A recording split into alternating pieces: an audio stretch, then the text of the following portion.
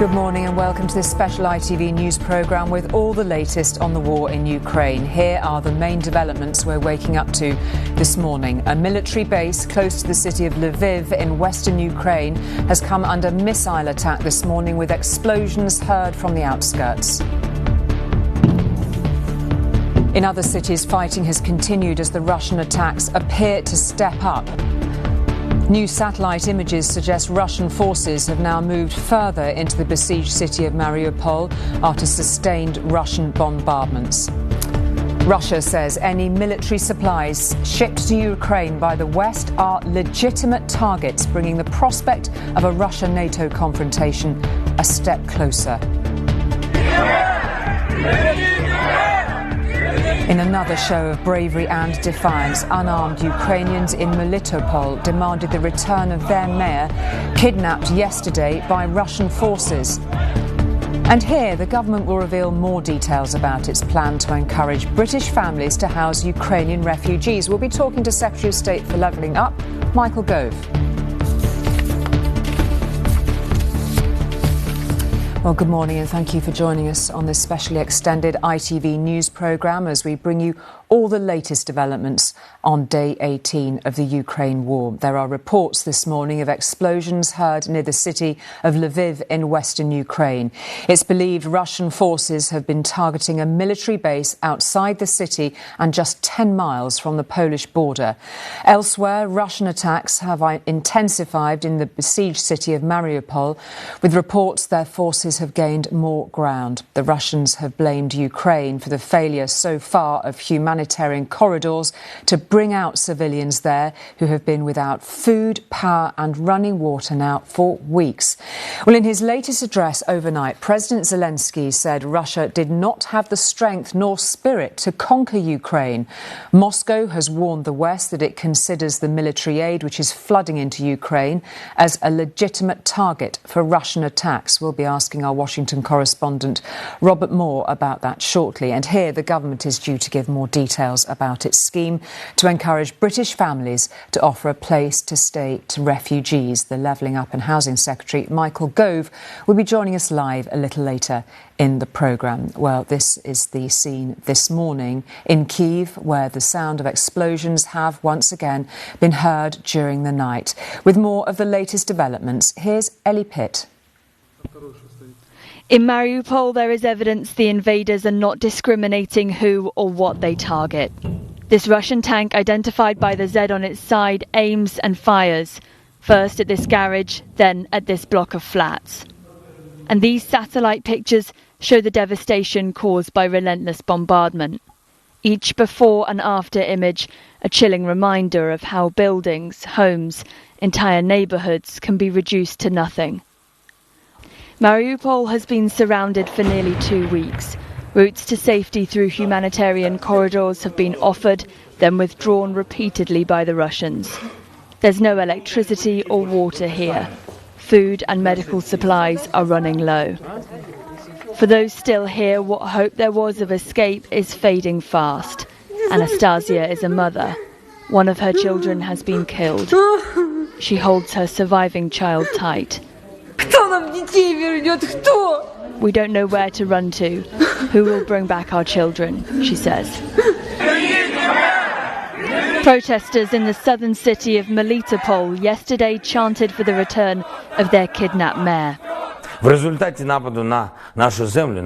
last night, President Volodymyr Zelensky promised his people in Mariupol and Melitopol that his forces will come for them. We will regain what's ours. We will come wherever our land is, he said. In Irpin, on the outskirts of Kyiv, the only way to avoid the bombing is to head underground. Residents seek safety in basic shelters, living in almost complete darkness. It's scary, especially at night. We have no other option, this woman explains. But some are still trying to get out, to the countryside, to neighbouring nations, and perhaps now more families will attempt to come to the UK. The government here is offering Britons who allow Ukrainian refugees to stay in their homes a monthly thank you payment of £350. an offer that can't come soon enough if Russian attacks are moving westward to cities like Lviv here, where only yesterday volunteers were helping to clothe those who have fled to what they see as the last city of sanctuary inside Ukraine. Ellie Pitt, ITV News. Well, we can get the latest now from our global security editor, Rohit Katru, who is in Kyiv this morning. And we know, of course, that the Russian military moving ever closer to Kyiv, but a significant development within the last few hours, and that is an attack on a base close to the western Ukraine city of Lviv. Rohit. That's right. Significant for several reasons. Perhaps mainly the fact that it is so far west. It is almost on the border with Poland. And I think there are many people in Lviv and around that area who felt that they were perhaps excluded from the conflict, that they were essentially a sanctuary. Certainly we've seen hundreds of thousands of people from this city leave Kyiv to go to Lviv for safety.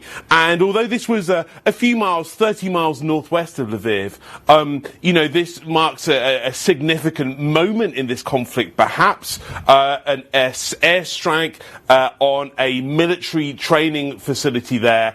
And I guess what it suggests is that it is the entire country that is involved in this conflict, if there were any doubts. And meanwhile, here in Kiev, overnight, it's been another night of distant rumblings. In that direction, towns like Brovary. In this direction, towns like Bucha and Irpin. We have heard some shelling. We've heard some distant explosions through the night. It's been another loud night, perhaps the loudest of this week, we suggest. And all of this against this backdrop of diplomatic uncertainty. That phone call yesterday between the leaders of France and Germany and Russia, where the French and German side came out saying that there was really no evidence that Putin had changed any of his views, that he was any more inclined to try to seek a ceasefire or seek an end to this conflict. That going slightly against what we heard from the Ukrainian president, who was saying that he felt that there, in fact, had been some movement. It was interesting also listening to the president speak again, Rohit, wasn't it? He's saying basically the Russians will have to flatten Kyiv to take it. He is standing firm, standing solidly for all those watching to see whether, as the Russians get closer, he might decide to move himself. They appear to be very much mistaken. Well, that appears to be the case. I mean, he said again yesterday, as he says almost every day, that he's still here, that Kyiv is still standing, that many days into this battle, weeks now, that Kiev is still in the firm control of the Ukrainians. However, things are certainly changing. We know that the Russians are getting closer. We have seen it ourselves as we travelled around the city yesterday. We noted that the streets seemed far more fortified at checkpoints, for example. And actually not very far from where we're talking to you now, we saw the aftermath of what happened when a Russian drone was struck by the Ukrainian military. It hit some buildings beneath it, a shop, a bank, and what we saw on the ground, on the pavement, were perhaps hundreds of tiny ball bearings which were spread across the street. Now, the suggestion is that this device was sent by Russia, packed with explosives, packed with ball bearings, to do a maximum damage somewhere. Now, we don't know what the intended target was, if any, but certainly this was a heavily residential area. And so, yeah, people here are worried. And the mayor of the city said this week that roughly half of the population of Kyiv have left the city, but of course half is still here, and that sense of resilience continues every day. Extraordinary, Rohit. Thank you very much indeed for the moment for that. Well, the Ukrainian president says he hopes humanitarian aid should arrive in the besieged southern city of Mariupol today. Food and water have become increasingly difficult for people who are managing to survive there. New satellite images released overnight has shown the destruction caused by repeated Russian artillery and rocket strikes. Well, we can speak now to the deputy mayor of the city, Sergei Orlov. Good to see you this morning. What is the situation? You've managed to survive another night. Paint us a picture of Mariupol this morning. The situation is terrible, and Russian army continues to flatten the city. Some of people whom we talk in the morning told that there is no Mariupol does not exist anymore. So it's totally destroyed, totally flattened. People left people are hiding in shelter in underground. So they look for any possibility to survive. So during night it was continuous bombing, and in the air war action started once again. And we know that from the very morning they continue to bomb the city, and we have street battles on our streets. How are those who are still living, crouching in fear, managing to survive now? There are no supplies coming in, still no real prospect, it would appear, of people getting out. How are people managing to go on? I cannot describe with the words how do they survive. A lot of awful situation we had yesterday. We had cases. So the only opportunity is to collect some wood and prepare food on fire on the street. But yesterday we had several cases when people prepared food on fire on the street, but they were killed under bombing. So I cannot describe how it's possible to survive in this situation. President Zelensky is obviously really keen to provide some reassurance. He said very clearly, we are coming to help you, we are coming to help you. What real prospect of that can you see at the moment? We know that humanitarian corridor is the only opportunity to give some humanitarian help and to give opportunity to live for our citizens. So at the moment we know that these trucks with help and buses are coming to Mariupol, but they left Zaporizhia yesterday morning and does not come to Mariupol yet. Although the distance is less than 300 kilometers, so it's difficult to achieve a city. But convoy humanitarian is continue to move, and they hope in several hours it will be in Mariupol. Let's see. We learned yesterday, of course, of the horrific bombing of a mosque in Mariupol. When such an incident like this happens, are the civilians, are the authorities in Mariupol even able to respond to it? What happens to the casualties? What happens to those who've lost their lives?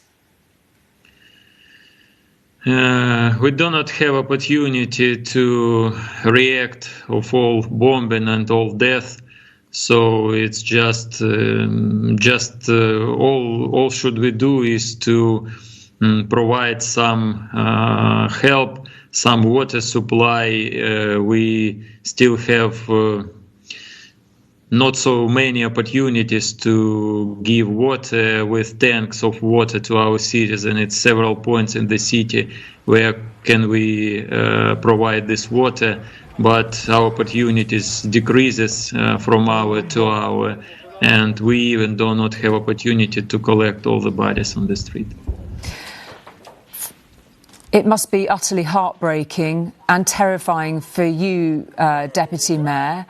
How long do you think Mariupol can hold out if help doesn't come? I don't have answer on this question, but I think we are talking about days, not a lot of weeks, because people are dying day by day from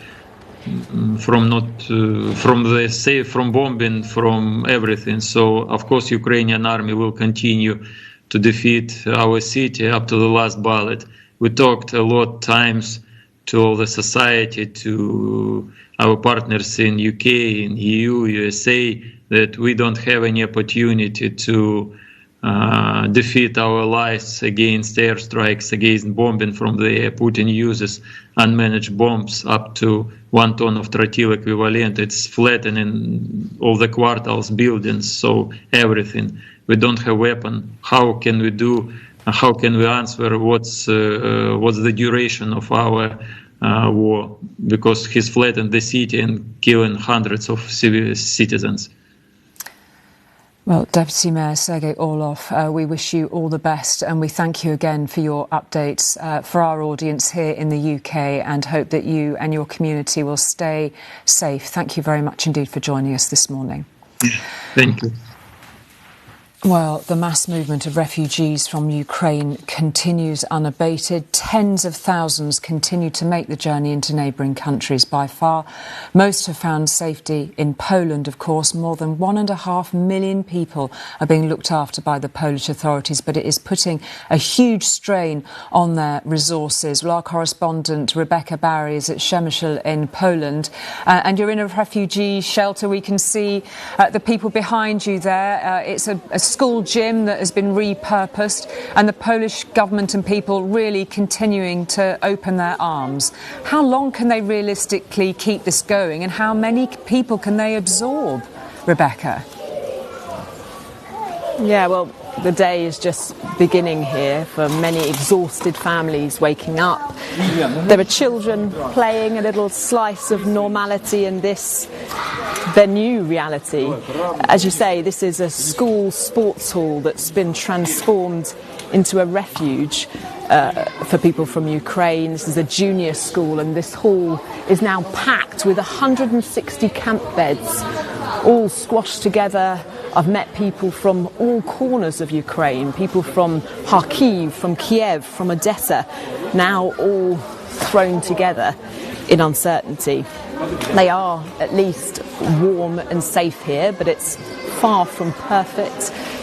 It's not much privacy for a start. The school bell still rings intermittently, and as with any of these shelters, illness and sickness can spread easily. And of course, all these people are in deep shock and trauma. I'd like to just give you a little look around here. You can see communications are really important. People are desperately charging their phones, communicating with loved ones, with brothers, husbands, fathers who may be back in Ukraine. The volunteers here are incredible at providing immediate practical support. Here at this desk, people can register. Then along here, we've got all of the things that have been donated. Buggies, lots of buggies for the many children. There's even a wheelchair, and I noticed some pet carriers. I've seen lots of families bringing their guinea pigs, their cats, those things that are precious to them. And then we've got lots of donated items here. We've got nappies, essentials, we've got water, bananas, apples, lots of fruit juice, and lots more buggies for all the children who now find themselves here. In this room, people can get a little bit of hot food, some breakfast, sit down and help themselves to food. And from here, people can get transport onto other Polish cities. I've seen volunteers from across Europe, people from the UK, Germany, who've driven here to offer to give lifts to people who need to move on elsewhere. But all of this is relying mostly on volunteers, people who've worked through the night, working 12-hour shifts 7 days a week to provide this support. And some critics here in Poland are now raising questions, asking what's the plan when these numbers of people keep on increasing, and yet the ability for people to sustain this level of support simply burns out. Rebecca, thank you very much indeed for that extraordinary level of detail there that we're seeing from Rebecca in terms of what is being supplied for those fleeing from Ukraine. Well, here the government has announced people who open their doors to Ukrainian refugees will receive £350 a month under the Homes for Ukraine scheme. People are being asked to volunteer to take people fleeing the conflict for at least 6 months. Well, our political reporter Shihab Khan is in Downing Street this morning. We know that they've been facing an awful lot of criticism. Shihab, how is this scheme going to work? Yeah, there has been a lot of criticism for the way in which the government has handled this refugee crisis and how much support has been given so far. This new scheme, which, as you say, has been dubbed the Homes for Ukraine scheme, is essentially a sponsorship scheme. It will allow individuals, businesses, communities to offer up their homes, offer up accommodation and support for refugees. It will require you to be willing to do so and commit for a period of at least 6 months, and the government will provide you with £350 a month to sort of help cover the cost as a bit of a thank you for being willing to do so. Now, it will go live from next week. At the moment, and since the start of this, the only way you could come here if you were a Ukrainian refugee was if you already had family here under what was called the family scheme. And the Ukrainian ambassador was actually in Parliament this week. He was talking to MPs, taking questions, and he was saying that he wanted the process to be simplified because it was taking so long. And there was an acceptance from government ministers this week that it had been fairly slow. The numbers were in sort of the low thousands at best, and that it had taken some time to get through. Now, this new scheme is uncapped. The Prime Minister was saying that although the figure is at thousands of visas being applied and given at the moment, he was hoping to get it into the hundreds of thousands, and it is this new scheme it's the hope that this new scheme is how that can be done. Now, anyone who does apply, there will be checks, and applicants will have to go through a vetting process. What Labour is saying is they've been critical that it's unclear what extra support will be given for those who have been vulnerable and what extra support local governments will get if they are taking in vast numbers of people. Ultimately, that target of getting to hundreds of thousands, as the Prime Minister said, it's unclear whether or not this scheme will get the uptake for that. Now, I was speaking to experts about this at the end of last week who were saying that sponsorship schemes are schemes that we've had before. This isn't new, and there has never been the uptake of that scale. So whether or not we will get to that figure, it remains unclear. The headlines have been truly dreadful for the government in the last few days, even from newspapers and magazines that normally would be very supportive of the government. Some truly shocking headlines. Will this be enough to shift them temporarily, do you think?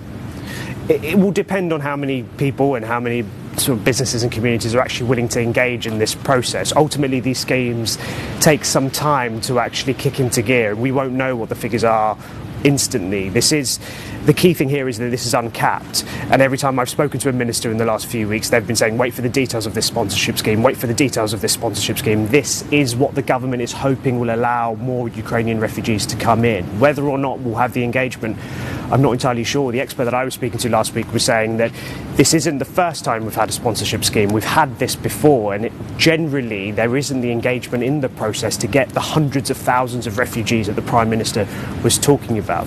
Whether or not this is the answer, I'm not entirely sure. Will the two schemes be able to complement each other? The Ukrainian ambassador, who was speaking this week, he was very clear in saying what we need is a simplified process. He said he understood that we need to have checks, he understood that people need to go through a vetting process, but he was saying, given the severity and how dramatic the situation is at the moment, is it possible to make this quicker, get people in, and then deal with those checks afterwards? It will all depend on how quickly the government can vet people through and get people into the UK.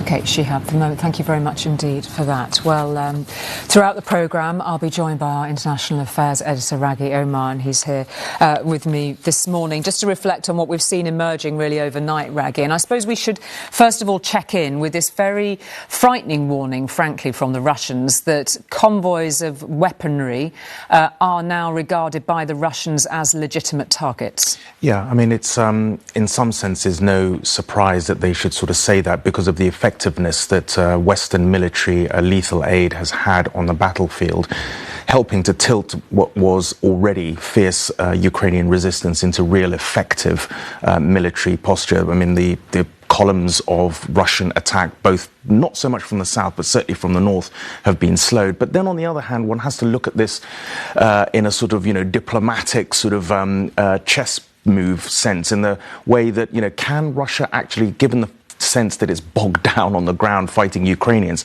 actually go after, Western, supplies? I doubt it. I think it's a way, first of all, they'd love to drag NATO into this. And the narrative of Vladimir Putin has always been, this is essentially a Western war against Russia through Ukraine as a sort of proxy. It helps to bolster that narrative.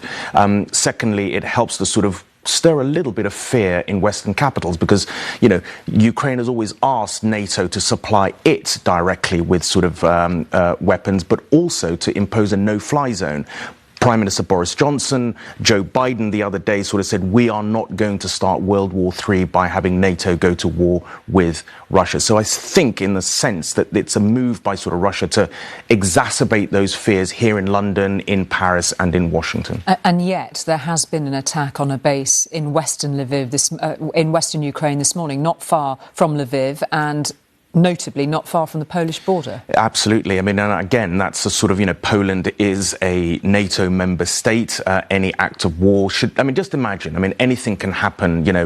Politicians give orders to their military commanders. There's always miscalculations. Rockets land on the wrong side of borders, whether meaningly or not. There's always this combustible factor in all conflicts of an escalation that nobody sort of means. But put that to one side, there's also, we have to say, with regard to the attack on Lviv, it is not only a sanctuary and a haven for aid agencies, it's also a corridor for the vast millions of people who are trying to escape out of Ukraine. And that's also another tactic of the sort of Russians that, declare a sort of ceasefire, or say there's a humanitarian corridor and attack it. We've seen it in several sort of other places. So we mustn't lose sight of the humanitarian impact of this attack on Lviv outside of the military escalation. But I think it's probably an encirclement strategy. OK, we'll talk a bit more about diplomatic efforts a little later when I speak to you again, Raghi. For the moment, thank you very much indeed for that. Well, as we've just been hearing, the latest warning to the West, Russia's Deputy Foreign Minister said that arms supplies flooding into Ukraine from the US and European countries are legitimate targets for Russian attacks. Huge amounts of lethal aid have been sent to Ukraine, including surface-to-air missiles, of course, anti-tank weapons and air defence systems. Robert Moore joins us now from Washington. Morning to you, Robert. This is a really grim warning from the Russians. What response so far in the US? Yes, good morning, Julie. On this Sunday morning, Washington yet effectively to wake up, but I have been speaking in the last 18 hours to a senior White House source, someone who is close to the president, someone who is inside the room, in this case, inside the Situation Room. And they were expressing to me a couple of key concerns, one of which is exactly this: how to respond to Russian escalation. As this source put it to me, they've pretty much maxed out on the easy options, namely economic isolation of Moscow, namely the major inflow of weaponry to Ukrainian defenders. And then this source was asking me, well, look, how are we going to, asking me rhetorically, I should add, how are we going to respond to further Russian escalation? For example, if those aid weapons flows into Ukraine are targeted by Russian bombs or missiles, what happens if one of those bombs goes onto the Polish side of the border, for example? What happens if Russia deploys chemical or biological weapons in Ukraine? It's not at all clear what the United States, what NATO would do in response. So this is a major dilemma. They don't want to put in place, for reasons we've long understood, a no-fly zone. They obviously regarded as critically important, Julie. They don't become a belligerent in this conflict. In the words of Joe Biden, ensure it becomes World War III. So it's not clear at all now what the US does. And that's a major policy debate going on right now inside the Situation Room. And this against the backdrop, it seems extraordinary to contemplate it, really. But when we think about the withdrawal from Afghanistan and the very clear position that President Biden took, no more involvement in foreign wars, we're bringing people home, that era is over. Now everything now is in question with this. To a certain extent, that's correct. But don't forget, in a way, Joe Biden drew his own red line. He said this will not become World War III. This cannot become a moment when US and Russian forces directly clash. And that, of course, is why they won't go for a no-fly zone. That would basically bring NATO straight into the fight, because it would involve absolutely NATO having to attack Russian airfields, not in Ukraine, but in southern Russia. It would involve attacks on anti-aircraft systems, and almost certainly lead to sort of dogfights in the skies over southern Russia and Ukraine. So that is where they've drawn their red line. But they're also cognizant of how Barack Obama went so badly wrong a decade ago when he drew his bright red line in the sand over the use of Syrian chemical weapons. Then the Syrians did use chemical weapons and there was no US response. And that's why this time around, although Biden talks about not creating World War III, he is not saying specifically how he would respond to the use, for example, of chemical weapons by the Russians. Robert, thank you very much indeed for that, and we'll be back to you later in the morning once again to hear more from Washington. It is just coming up to 7:30. Let's take a quick look at the latest developments on the Ukraine conflict. A military base close to the city of Lviv in western Ukraine came under missile attack this morning, with explosions heard from the outskirts. In other cities, fighting has continued as the Russian attacks appear to step up. New satellite images suggest Russian forces have now moved further into the besieged city of Mariupol after sustained Russian bombardments. Russia says, as we've just been hearing, any military supplies shipped to Ukraine by the West are legitimate targets, bringing the prospect of a Russia-NATO confrontation a step closer. Meanwhile, Ukraine's President Zelensky has made another defiant address, saying Russia did not have the strength nor spirit to conquer the country. Well, not surprisingly, Russia's invasion of Ukraine has created a sense of dread in other former Soviet republics and neighbouring countries. They may be members of NATO and the European Union, but places like Latvia are only too aware of what a Russian attack would mean. Rachel Younger is in the Latvian capital, Riga, and increasingly tense times there, Rachel.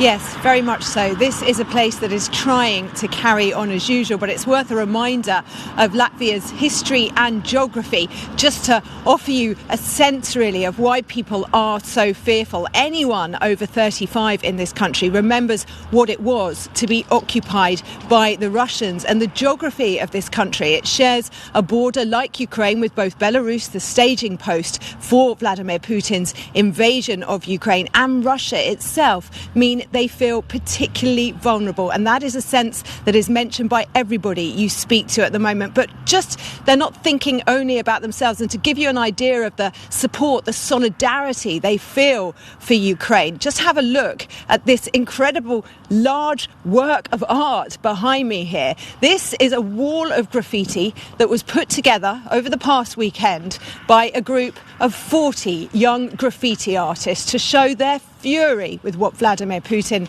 has done in Ukraine, and also their support for the people of that country. Now, we can talk to two of the artists who've been involved in this. Sanita just tidying up some of the edges here, and Yakovs. Sanita, if I can start with you.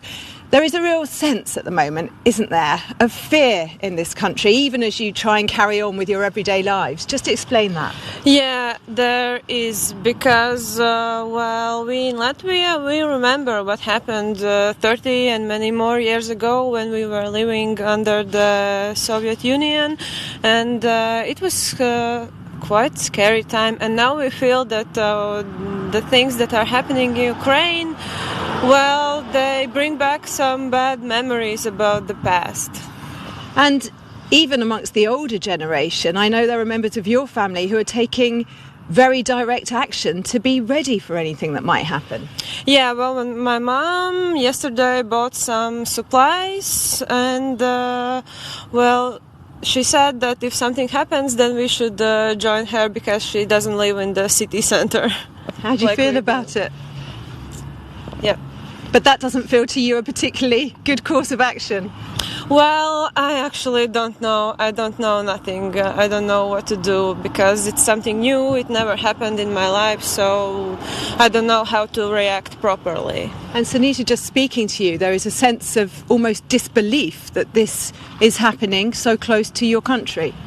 Yeah, because for 30 years we thought that we are living in peace, in a normal country with no fear, like the big Russia country was always on our side, but now we are feeling the effects of it. And Yakovs, I know like many people in the West, there is a sense of helplessness here about not being able to help in Ukraine, but this was something you wanted to do to show your support? Yeah, because it's just terror going on in Ukraine, and it's not normal. The man behind it should be put on a really, really large stick. And tell me a little bit about some of that, because you've really expressed that emotion in many of these paintings. and works of art. Tell me a little about the effort last weekend to get this ready.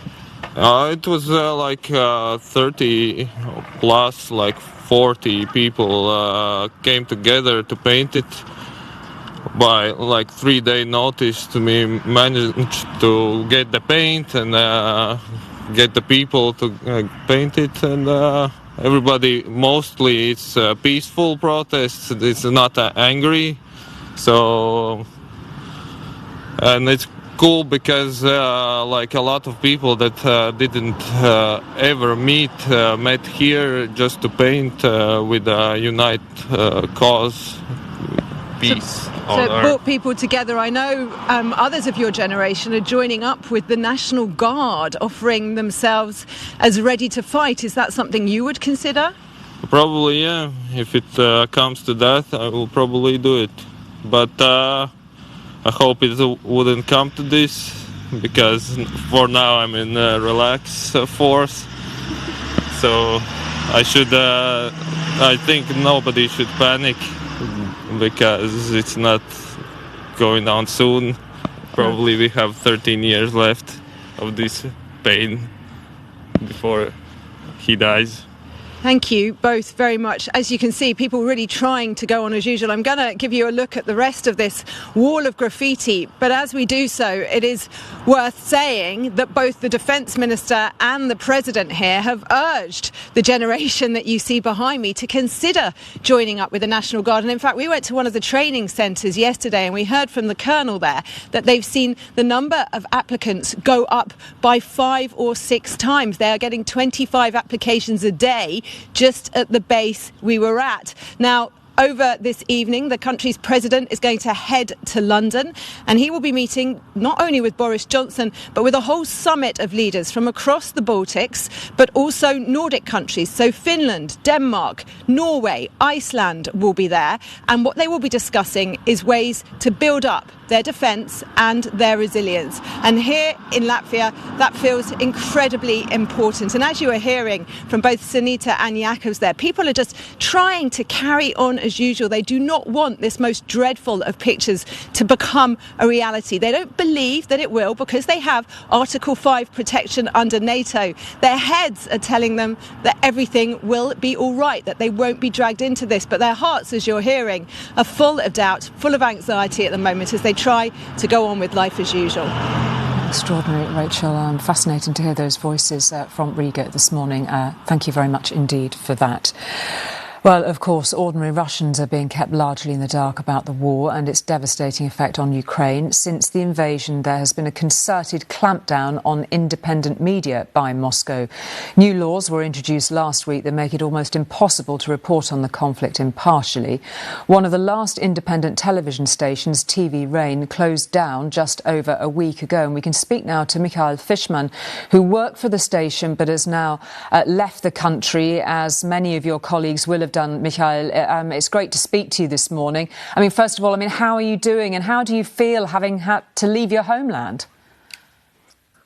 Well, I'm in kind of limbo at the moment, trying to find my way out of from where I am, because after I left Russia, I was denied entry to Georgia as well. So it happened to me for in 3 days. I was first had to flee my own country and then was deported from another one virtually. That happens often to you. So you can imagine that it's quite a sort of a stress for me and for my colleagues as well, who remain outside Russia after, TV Rain and other liberal independent media outlets in Russia were shut down or had to close themselves because of this new legislation that you just mentioned, because it became increasingly risky to continue calling a war. Actually, that's what this new legislation forbids. So my new status is that, well, it's a new life, new chapter, and it's not much that I know about it. It's just full of emotion and full of logistical problems trying to find my way out, I would say. Yeah, indeed. I mean, is there any chance of people in Russia getting to the truth now at all? Are there any channels available? This is a very good question and very important one, because Russians, I've been following your coverage from last half hour, and we have to understand that Russian audience is largely deprived of seeing destroyed Mariupol, for example, or seeing shelters in Poland where refugees from Ukraine can find their refuge, at least temporarily. They do not know that. They do not see that at large. Instead, they see staged videos of humanitarian aid delivered to Eastern Ukrainians, stuff like this. So the picture they have, Russians, is very different from what the whole world sees.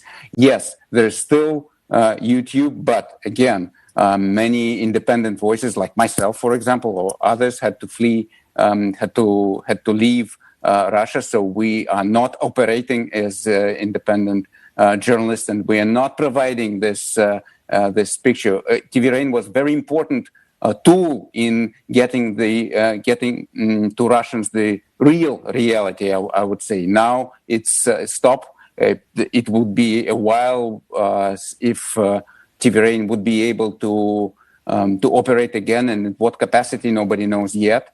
Yeah. So just to give you an example, so that's how it is. It has been noticeable that some key figures have started venturing an opinion on this war on Russian talk shows and Russian news programmes. There is a discernible shift amongst some journalists. What could you tell us about that, and what do you think of it? Unfortunately, not much. We will have to wait and see. Apparently, even within the Russian state apparatus, many understand at least that the war didn't go as planned, that the goals are not fulfilled. And even those who remain loyal to Putin, to the Kremlin, they have to admit it, because we are in a third week of war, fourth already week of war, I guess, and what's it all about? Where is this liberation of peaceful Ukrainians from Nazi occupational regime that Vladimir Putin and propaganda was talking about? It's just very hard to present this picture. The further, the harder. And that's why probably we're seeing these reactions. Of course, again, every show on state television is staged. It's you hardly can see any independent voice, any real emotion. So we will have to see, and we will know more in the coming week or two of how the Kremlin wants to deal with this, and to explain this new situation that Russians have got them into. We know that opposition leader Alexei Navalny is calling for people to get on the streets to stage more protests. What optimism, if any, do you have of those protests shifting anything in Russia? It certainly Moscow, St. Petersburg, other large cities. Many people, thousands were detained during these weeks since the war started. After they got out to the streets protesting against this war, thousands. That's a lot, but it's not a national movement, and it cannot be yet because of the repressive character of Putin's regime. It's just extremely dangerous to get out and express your real opinion. To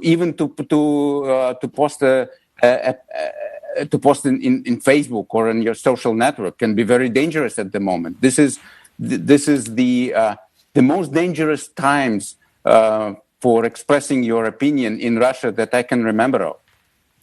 Well, Mikhail Fishman, we're very grateful to get your insight this morning and hope that you will find a way to settle safely. Thank you for your time this morning, Mikhail Fishman.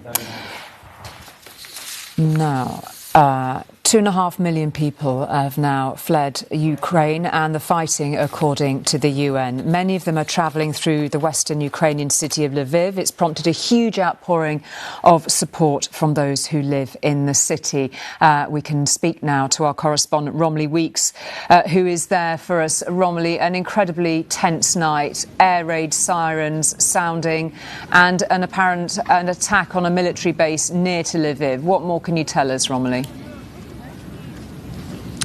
Yeah, Julie, that's right. Lviv here in the west has been an important sanctuary for hundreds of thousands of people who are fleeing the fighting to the east of here.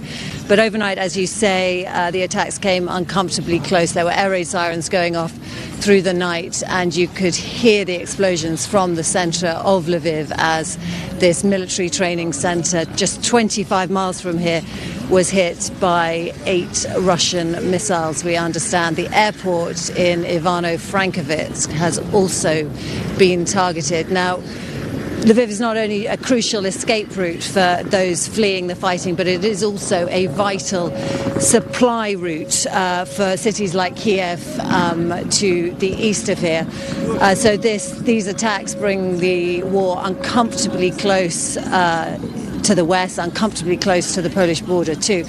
But let me tell you what's going on here at the station this morning. There are still tens of thousands of people arriving here, people arriving often after very long, very grueling journeys that can take 20 to 30 hours from areas like Kharkiv that have been very, very heavily shelled. They're coming here with their tiny children, with their pets, with whatever they could carry. It is a more organised system here now. As you can see, there are some aid organisations in operation. There are some areas where you can get food. You can see a soup kitchen working in the distance there. There are also fires in these oil drums because it is incredibly cold. And over here, you can see the buses that are taking people to the Polish. A lot of people do want to stay in Ukraine. They say they want to stay close to their homes. They are hoping that they are going to be able to go back. But there are also millions of people, as we know, who are fleeing to Poland and further on. And we can talk to Roman now. Hi, Roman, who is a volunteer here, and he can tell us about what the situation is like here and what you are trying to do.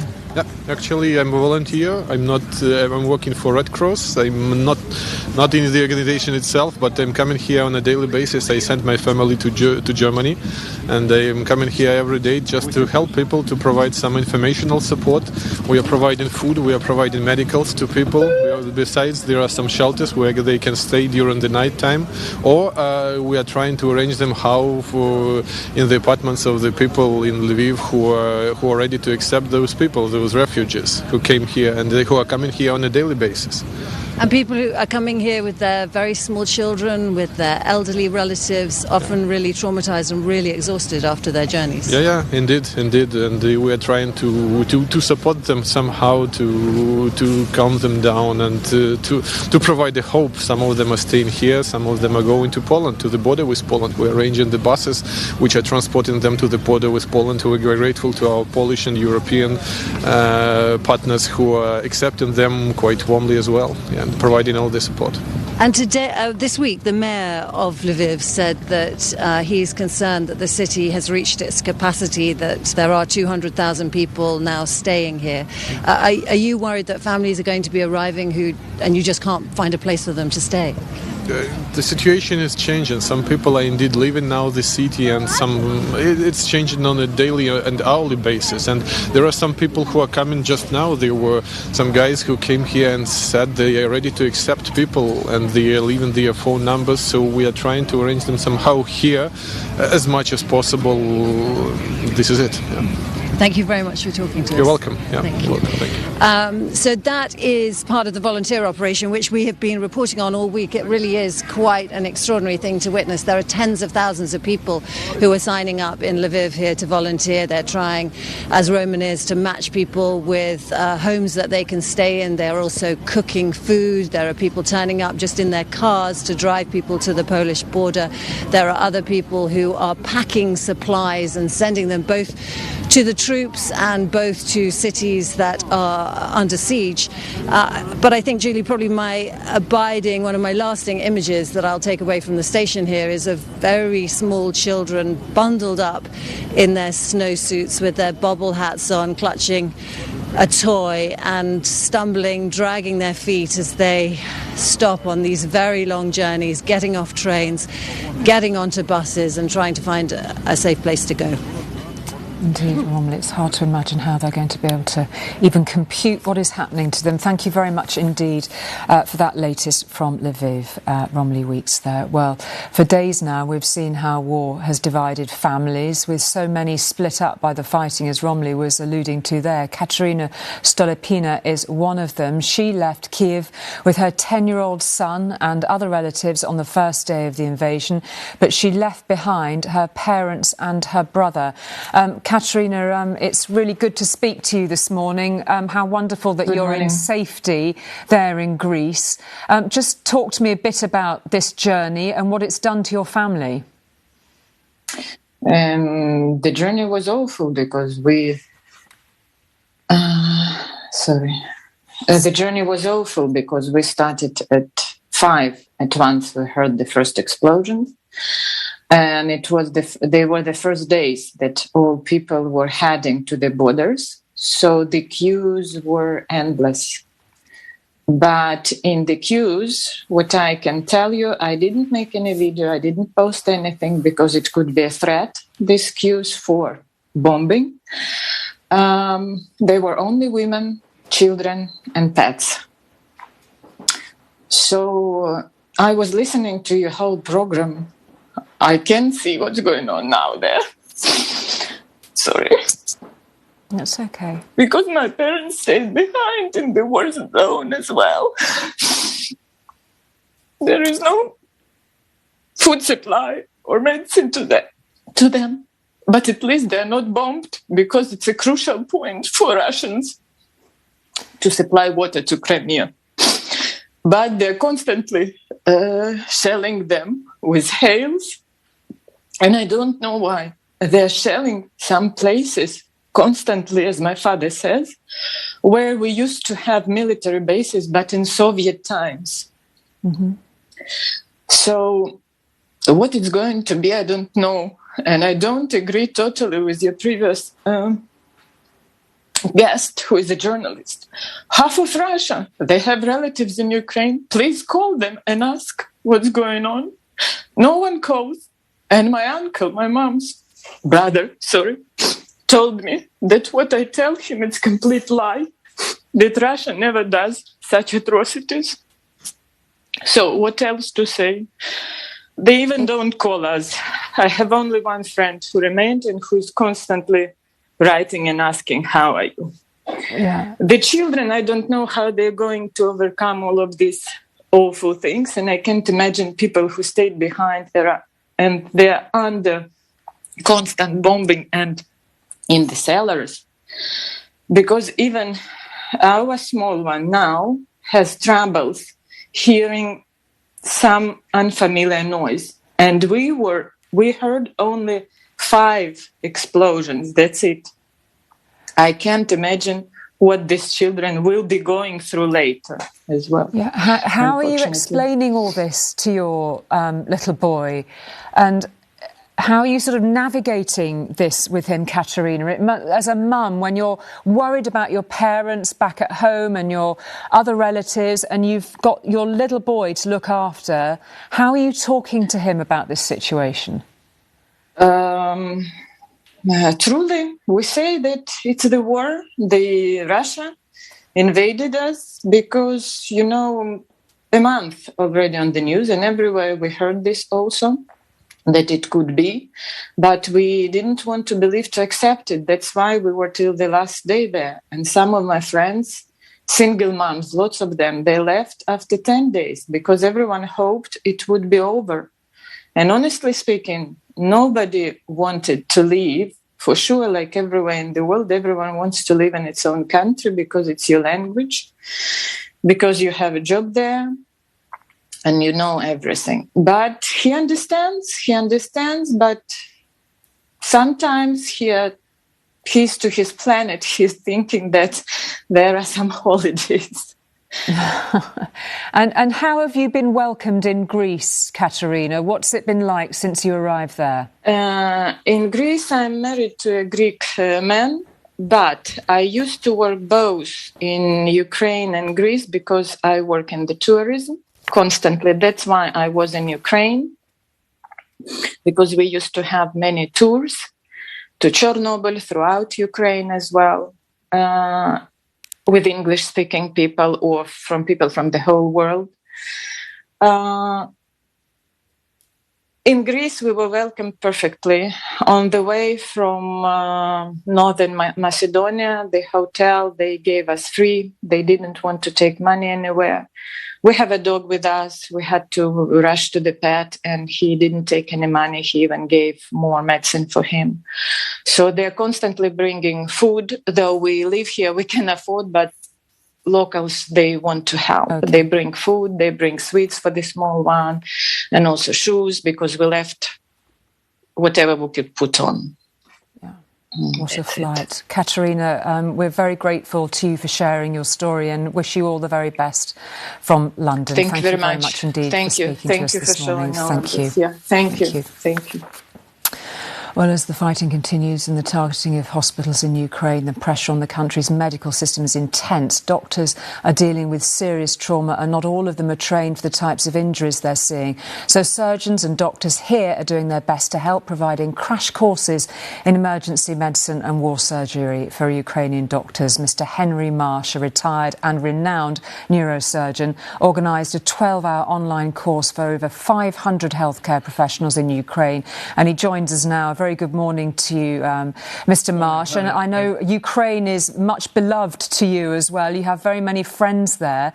Just talk us through how you've been helping them. Let me just start with this 12-hour webinar. I was only a small part of it. It was organised by Dr. David Knott, who's certainly Britain's most experienced war zone surgeon. He has worked in war zones for many, many years. And because I've worked myself in Ukraine for 30 years, but not in war zones, I had contacts in Ukraine. And therefore, together, we presented, the work was all David's, a basic, not do it yourself, but a basic crash course in dealing with the terrible wounds that modern weapons produce. This is something in peacetime we just don't see. And in Ukraine, as in Britain, very few surgeons have the experience of how to deal with these wounds. They must be receiving this help really with open arms. What sense do you get of the pressure that they're working under? It couldn't possibly be more intense.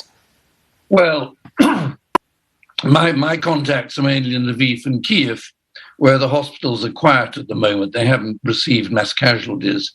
In cities like Mariupol, Chernihiv and Kharkiv, we have really very little contact with them. I know in Chernihiv there's no electricity, in Mariupol there's no water or electricity.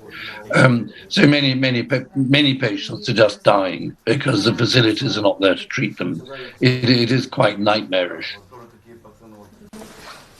Mr. Marsh, just talk to us a bit about the supplies that they're able to access. The ones that you're speaking to, you said, are still in places where they've got the right sort of equipment, but presumably at some point, especially with the pressure growing on Kyiv itself, a question of supplies will come into this too. Well, of course it will. And I mean, again, my contacts are unable to get through to the worst places, but we can imagine what it's like. I mean, how can you run a hospital without electricity?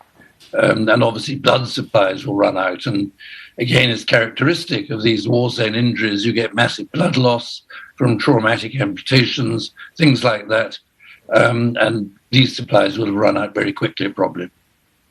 And in terms of how you see a way forward for these medics, so many of them must be wondering, am I best working as a doctor or should I think about getting to the front line? I mean, do you even cover sort of subject matter like that with them?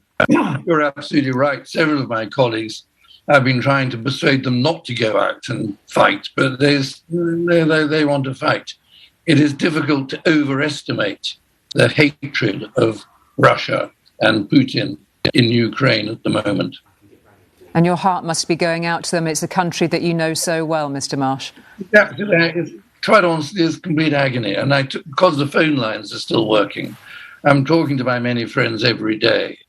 And of course, what they're going through is a nightmare. And I'm sitting comfortably at the moment in a hotel in Lisbon or having lecturing. And it's terrible. And I've been going there for 30 years. I know Lviv and Kiev very well indeed. And to see them become war zones, to see what is happening sometimes I feel I'll really never, ever be happy again. That's very sad to hear. Well, thank you for all your work. Henry Marsh, thank you for joining us this morning. Thank you. It is 8 o'clock and you're watching a special ITV news programme on the war in Ukraine. The latest developments so far this morning. A military base close to the city of Lviv in western Ukraine came under missile attack this morning, with explosions heard from the outskirts. In other cities, fighting has continued as the Russian attacks appear to step up. The Ministry of Defence says it believes Russian forces are now moving to envelop Ukrainian forces in the east. Russia says any military supplies shipped to Ukraine by the West are legitimate targets, bringing the prospect of a Russia-NATO confrontation a step closer. In another show of bravery and defiance, unarmed Ukrainians in Melitopol demanded the return of their mayor, kidnapped yesterday by Russian forces. And here, the government will reveal more details about its plan to encourage British families to house Ukrainian refugees. We'll be talking to the Secretary of State for Levelling Up, Michael Gove, in the next half hour. Well, officials in the western Ukrainian city of Lviv say a military base nearby has come under attack overnight. They say as many as 8 rockets hit the base that is close to the Polish border. Elsewhere, Russian attacks have intensified in the besieged city of Mariupol, with reports their forces have gained more ground.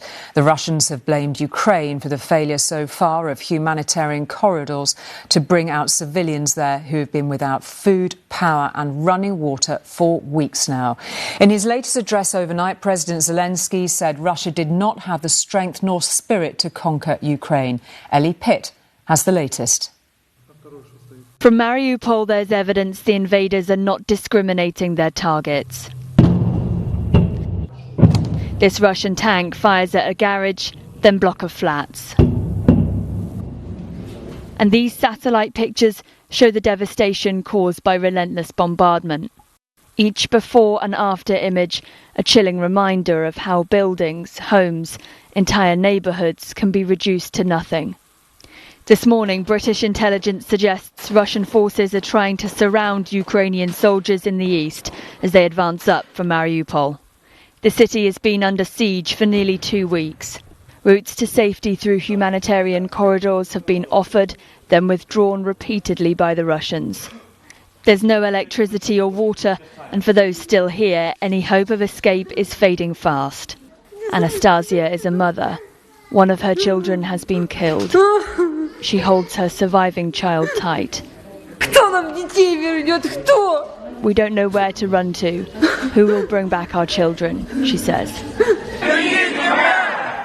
Protesters in the southern city of Melitopol yesterday chanted for the return of their kidnapped mayor. And last night, President Volodymyr Zelensky promised his people in Mariupol and Melitopol that his forces will come for them. We will regain what's ours. We will come wherever our land is, he said. In Irpin, on the outskirts of Kyiv, the only way to avoid the bombing is to head underground. Residents seek safety in basic shelters, living in almost complete darkness. It's scary, especially at night. We have no other option, this woman explains. But some are still trying to get out, to the countryside, to neighbouring nations, and perhaps now more families will attempt to come to the UK. The government here is offering Britons who allow Ukrainian refugees to stay in their homes a monthly thank you payment of £350. An offer that can't come soon enough if Russian attacks are moving westward to cities like Lviv here, where only yesterday volunteers were helping to clothe those who have fled to what they see as the last city of sanctuary inside Ukraine. Ellie Pitt, ITV News. Well, let's get the latest from our global security editor, Rohit Khatri, who's in Kiev this morning. What is the latest from there, Rohit? And we should touch, too, on that notable attack just outside Lviv a little earlier today. Yeah, a significant and perhaps symbolic attack around 30 miles to the northwest of Lviv, very close, perhaps uncomfortably close to the border with Poland. We don't know precisely what was happening at that military base. There are some suggestions that foreign instructors were there who'd been brought in to train some of the Ukrainian military, and that may well add to the symbolism of this Russian attack. The Kremlin said yesterday that they would consider shipments of weapons coming from outside to be legitimate targets, which may well increase the sort of a sense of escalation between Russia and NATO countries, nations which are sending weapons, sending ammunition and sending trainers into the region. And meanwhile, here in Kiev, another night where we've heard distant rumbles of explosions to the east, to the west as well. The UK Ministry of Defence saying that they believe that the bulk of Russian forces are now around 15 miles away from where we are at the centre of the city. So it's clear that the Russian military is moving further towards where we are right now. And a clear message from President Zelensky again overnight that he is standing firm. He's reaching out very clearly to those who in besieged cities like Mariupol, we heard from earlier, where it is truly a devastating situation. He's desperately trying to keep that sense of unity going in Ukraine. Yeah, and it's obviously a tough task, because not only is he fighting a war militarily, but there is an information war at which the Russian government is very experienced. The president overnight putting out another message, really just trying to show that he's here, that he's still in Kyiv. He addressed questions from journalists yesterday, and this is really part of the defence, this resistance which doesn't come solely through, tens of thousands of volunteers in addition to the Ukrainian military fighting inside and on the outskirts of cities like this one, Kyiv, but actually those direct messages from the president himself on social media. This is obviously a hybrid war being fought on many fronts. OK, Rohit, thank you very much indeed for that. Well, we can speak now to someone who had decided to train up to defend her country, the Ukrainian MP Kira Rudik. She, like many in Kyiv, has received a rifle and has been training to use it if and when the Russian forces finally arrive in the city. Kira, thank you very much indeed for joining us. We're hearing, of course, that the Russian troops are advancing ever closer. What is your sense of things on the ground there in central Kyiv now, and how are you feeling about it? Hello, good morning. Thank you for having me. Well, Russians indeed are trying to surround the city and create a siege here. And our goal as the resistance, as well as the Ukrainian army, is to not let them do that. They have been bombarding the outskirts of the city severely. So right now, we were helping out to the refugees to flee from Kiev. And I think the half of Kiev population is gone right now. So we can say that more or less people who want to fight are stayed in Kiev and they're here. We have food, we have water, we do have electricity and internet. So we now are working on preparation rather than the actual fight, and the helping and the help that we are providing for the Ukrainian military is more on a patrolling side, etc. We do know that at some point Russia will try to get into the city, throwing all its forces in. But let's also see that they opened so many smaller fronts on the east, on the west, on the south, on the north of Kiev, that they can be moved right now very, very slowly. And it gives us a chance to get more military support from our NATO allies, a chance to prepare ourselves and make Kiev as a fortress, and a chance, obviously, that there will be changes in geopolitics and Putin become concentrated on his own problems inside the country. You've got yourself quite well organised. You've had people training in your own apartment and in the garden there, haven't you? Just talk to me a bit about, getting over the shock of those original few days and now being in this position where there's a lot more organisation on the ground, as you were mentioning. So, honestly, I don't think that anybody has accepted the fact that we are at war yet. We still hope that it will somehow go away. However, I feel that this will be like a longer reign, as we used to say in Ukraine. So we are organized as an army. So we have a wake-up call, go to bed call. We have 2-hour training every single day where we are running with the rifles, training to recharge, ready, aim, fire. We get ready to defend the place where we are and interact with other groups of resistance that do exist here. So I haven't seen a person just yet who would say, yeah, I totally accepted that we are at war. And I think there should be more time, and people just hope that will all go away, that we will all wake up to our normal European life that we used to have. I don't know what the doctors say, like how much longer it needs, so we would really accept this. Maybe that's a protection that the mind uses just not to go completely insane. However, this is how it is. We are training and we are looking forward very closely to us.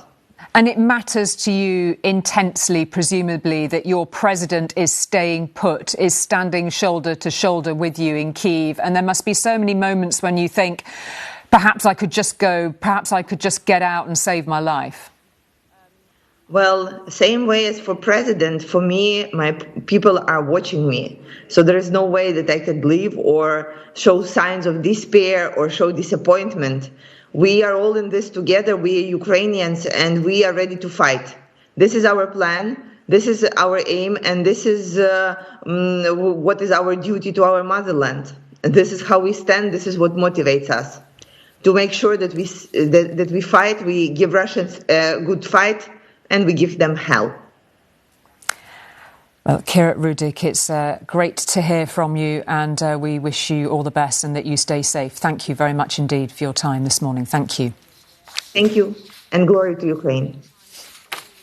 Kira Rudik, a Ukrainian MP in the centre of Kyiv there. Well, we can speak now to the defence expert Amal Kotlarsky to talk about what we're seeing of the Russian tactics, Amal, what you make of the course of the war so far. 18 days in now, the Russians still aren't into Kyiv. What do you make of the current picture? Hi, good morning, and thank you for having me. To start off with, I think there was a general surprise at a lot of sort of analysis going on about the initial Russian attacks for the first few days, in fact, the first week or so, where the Russians were clearly not behaving the way we expected them to. Rather than a more traditional, perhaps more methodical approach to its attacks, the Russians decided to opt for a very unusual, at least for them, strategy of high risk, high reward and entering Ukraine as fast as they could, trying to seize key objectives as fast as they could, but that left them vulnerable and in many ways overextended and allowed the Ukrainians to be able to exploit predictable avenues of approach, The Russian units oftentimes didn't fight as combined arms units, so individual tank companies were isolated from their infantry support and vice versa, and therefore couldn't fight as effectively and often suffered the consequences. It seems now that the Russians have done a lot better, it seems, in the south than they have in the east and the north. They are still slowly but surely taking ground and holding ground, even if the Ukrainians are and have mounted successful counterattacks over the last couple of days. In fact, there was a report last night of potentially a successful counterattack near Mariupol itself, although I've yet to be able to confirm that. So the Russians now, it seems, are taking stock. They've suffered quite a bit. By just how much, it's difficult to tell. But now the front is sort of solidifying around the major cities, which is clear now was always the key Russian objectives in the early days. And we're likely to see more siege-type urban warfare rather than the very mobile, mainly mobile actions that we saw in the first few days. OK, Emil Kotlarski, thank you very much indeed for your analysis this morning. It's fascinating to get your insight. Thank you for joining us. Thank you. Well, tomorrow the government is expected to announce a new route for Ukrainians fleeing violence to be able to get into the UK. Ministers have faced much criticism for the speed of their response and the small number of visas issued to refugees. There will also be a plea for volunteers to help home families in the UK. Well, Michael Gove, the Levelling Up Secretary, joins me now from Westminster. Very good morning to you, Mr. Gove. I mean, would you acknowledge, before we explore what this new system may do for the poor refugees of Ukraine, would you acknowledge that it's a shame that this country has only let in just over 1,000 so far when we see what Poland has done for the refugees of Ukraine? Well, we have to move as quickly as we can, consistent with all sorts of considerations to support those on the front line. And it is the case that the UK has been giving assistance to Poland and to other frontline states in order to ensure that those people who are fleeing this war can be looked after close to the conflict, which is where initially they fled. But now we have a scheme which will enable individuals in this country to provide shelter, accommodation and security to those who, quite rightly, our hearts go out to. How will this new system work then? This is going to allow people to open their homes to Ukrainian refugees. How will they connect? Well, we're setting up a system tomorrow which will allow people to register their interest, their willingness to open up their homes and their hearts to those fleeing persecution. We'll make sure that individuals receive financial support from government, because obviously a commitment like this is one that we need to show solidarity towards those who are being so generous when they're making this commitment. And we will ensure that named individuals can be matched, and then subsequently we will ensure that other organisations, charities, businesses and others can also provide support to those fleeing terrible, terrible persecution. But this really puts it in the hands of those who want to reach out and really leave some poor Ukrainians, many of whom will be mothers with children. There will be lone children here needing support who may not get a contact from a British family willing to open its home to them. Well, we want to do everything that we possibly can, and it's important to bear in mind that there is no cap to this scheme. For everyone who is willing to provide support or a home to a Ukrainian family that are fleeing, then the government will stand behind them. We will provide that financial support. But you're right, it's also important that we make sure that we provide humanitarian resources, aid, expertise and so on to Poland, to Romania, to Moldova, to those other countries as well. It's not an either-or. It's both about making sure that we are there on the front line, where there are so many people who've been displaced, but also we give the great-hearted generosity of the British people an opportunity, hand in hand with government, to provide people who are fleeing persecution with somewhere safe to stay. Yeah, but it's actually how that system works. How do people connect with a refugee on the ground? I mean, this is an extraordinarily complex issue. It seems as once again it has the potential to be admired in bureaucracy and people who are, you know, for no fault of their own, having to navigate a system to try to get a refugee out to be able to support them. Yes. Well, we need to make sure, first of all, that the people who are coming forward are people who are in a position to be able to provide a home. And so we'll have some very light touch checks in order to ensure that they are appropriate and suitable, because we wouldn't want anyone who's fleeing a desperate situation then to come here and then to face an insecure or potentially exploitative environment. So we've got those checks. As I say, they will be light touch and rapid. But it's also the case that we have people on the ground in Poland, Romania and elsewhere who are there supporting refugees, and we will be working with charities and others in order to make sure that we can find that match. Because, of course, if people are going to come to the United Kingdom, then they're going to be here for, we know, given the nature of the conflict in the Ukraine, quite some time. So therefore we need to have a support network in place, a mechanism in place in order to ensure that Ukrainians who come here can be looked after in a way that is stable and secure and gives them hope for the future. I mean, it's asking an awful lot for families to be able to support, with all the goodwill in the world, what could potentially be deeply traumatised children, parents who've managed to get away from the most abominable situations. The responsibility for that is going to be placed squarely on those families who are willing to help out. Aren't you just outsourcing this issue to the British public? No, what we're doing is operating in partnership. Again, when we're thinking about the resettlement of people who are fleeing persecution, we need to make sure that they have somewhere safe that they can stay. It's already the case that we have, in the past, accepted people from Syria and from Afghanistan. There are hotel rooms which are currently occupied by people who we've taken from Afghanistan. We need to look at the range of options available, and for everyone who is in a position to be able to provide support and refuge to those fleeing persecution, the government will ensure the money is there, not just for that family, but also there's a wraparound support, which means that children have access to education, everyone has access to healthcare, people can work, all of the ordinary benefits that would be available to UK citizens are available to them. So, of course, this is a scheme that mobilises civil society, that it takes the generosity which so many people have expressed and gives it concrete form. But it's not just about civil society, it's also about government working in partnership. And what about those situations where a family who's opened its home simply cannot cope with the people that they've taken in? It may be that those refugees have too complex needs for them to cope with. What happens then if that family can no longer offer them a home? Well, we're operating this system in phases. Again, we want to make sure that people who are offering homes are in a position, as you quite rightly point out, to provide somewhere safe and stable. But of course the government and local government stands behind this scheme, so we will make sure that we're there to support families through difficult times, but we're also there to ensure that if we need to step in and provide additional tailored support, that we can do so as well.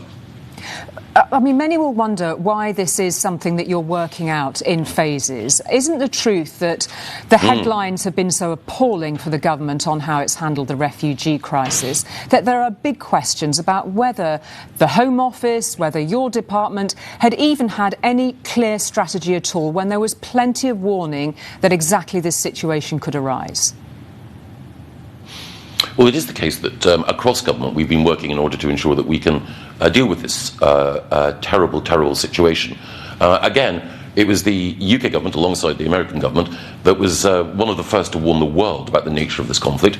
We had been providing support to Ukraine, to its armed forces and to its government in the first instance. Forgive me for interrupting you, but can I just interject there? No, if you were putting out these warnings, why is it that the Home Office seemingly wasn't at all prepared? We had the Home Secretary saying that there was an office open in Calais when it wasn't. We then find that people, poor refugees, and they're exhausted on their knees, having got out of this appalling situation, are being sent away by UK officials saying you can't register here, get on a train and go somewhere else. They go somewhere else and they're waiting in a queue. If you were able to put out warnings, Secretary of State, why on earth wasn't the Home Office ready to have this country welcoming refugees with open arms, as so many of the British public have clearly been wanting? Well, I think there are two things there. The first thing is that the Home Office moved incredibly rapidly to establish additional capacity to process the huge number of refugees that were there in Poland and were also there elsewhere in the European Union. But as you quite rightly say, when you're thinking about taking in someone who is fleeing persecution, you need to make sure that you can provide them with the accommodation and with the support necessary. And that's why we've stood up this scheme to complement the existing schemes that we have that are looking after Afghan refugees and others whom we've taken in as well. So if it was so efficient, why have we only been able to take in just over 1,000 providing support for people who have fleeing persecution? Well, Ireland, for example, have already taken many more in than the UK. If everything was so well prepared and there was a strategy in place, why are we in the situation where we've only just taken just over 1,000? Well, the system that we have, both the family system, which is already in place, and the new Homes for Ukrainians scheme that we're launching today, are uncapped. There is no limit on the number of people who can come from Ukraine to this country as a result of our scheme. Now, it is the case, of course, that other European countries are supporting as well, and I'm delighted to be working in solidarity and in cooperation with European countries. And the UK is the biggest bilateral donor to those countries which are most affected. Poland, Romania, Moldova, Slovakia, all of the countries that are closest to the conflict. Earlier this week, the Prime Minister was talking to leaders from the four closest countries, the so-called Visegrad Four, and the ministers from those countries thanked the Prime Minister for the humanitarian support that we were providing. So when you're dealing with a crisis of this kind, you have to operate on a number of levels. You have to operate on a humanitarian level in theatre. You have to provide, as we are doing with this scheme, additional support for those fleeing persecution. But it's also the case that the United Kingdom is providing support to the Ukrainian people who are fighting to ensure that their country can remain independent. And in all of those areas, the Prime Minister and other ministers in this government have been in the lead. And just a final question. How soon do you think we can see families, mothers who are fleeing this war, arriving under the new settlement scheme that you're announcing this week? How soon will they be able to be here, do you think? Next week. Next week. Within the week, we'll have refugees arriving under the new homing scheme. I think a week from today, yes. Michael Gove, thank you very much indeed for joining us this morning. Thank you. Well, we can pick up now on what Michael Gove has had to say with our political reporter Shihab Khan in Downing Street. What did you make of what Mr Gove had to say there? I mean, they're clearly trying to move away from some of the deep criticisms of the last 7 days, Shihab. Yeah, it's been a very difficult week for the government in terms of the number of refugees that they've granted visas to, and it's clear that there is a sense of urgency there. Michael Gove saying that this scheme will be up and running not tomorrow, but within 7 days that people will be coming here is quite a bold target. The success of this scheme essentially is pinned on three things: whether the speed in which it can be up and running, so that 1 week target is fairly quick, the support that people will be given. And I thought it was interesting that there wasn't much talk of what extra support people will get beyond that £350 that they'll get every month. You quite rightly mentioned that people will be coming here having left a very traumatic situation, and they may require extra support. The response to that was that this is being done in phases. How quickly those phases the government can go through those phases, that will determine how much of a success this policy is. OK, Shihab, thank you very much indeed for that. Well, next up, we can speak to Anastasia Paraskova, who has documented her life inside Kharkiv for us as it came under near constant bombardment. She's filmed normal things like getting food and water for her family. It's become increasingly difficult, of course, recording the impact the Russian invasion has been having on them. Kharkiv was terribly bombarded last night. Airstrikes all over the city. Dozens of buildings destroyed. Civilian buildings where people live. Some very moving moments when you've shared the horrors of what you've been living through, Anastasia. It's great to see you this morning and see that you are still with us, still able to speak. What's the situation with how things are going now? Well, me and my family, we traveled to Lviv. It's western Ukraine. It's much more safer here than it is in east parts of Ukraine. Still, there have been sirens. We heard a lot of news about rockets and bombings targeting airdromes, airports here, but no civilian blocks yet in western Ukraine. However, I just found out that Russians attacked the train that was evacuating people from eastern parts to the west. So I don't know if there are people who died yet, but the situation here is far from being peaceful as well. But of course, walking streets and seeing people just living their life in my country is a little bit of surprise. Hard to see that such a difference. It's at the same time it's sad, but it's also kind of elevating because you can see that not all of my country is in ruins. It must have been terribly difficult getting out of Kharkiv, leaving your home behind, but knowing that there was no option really, Anastasia. Just talk to me about that journey and how difficult it was. It was a long ride, yes. It was, I don't know, it's like 1,200 kilometers. So it's a long ride. We managed to get here in somewhere around 24 hours. So we were really lucky actually, because people are stuck on the roads.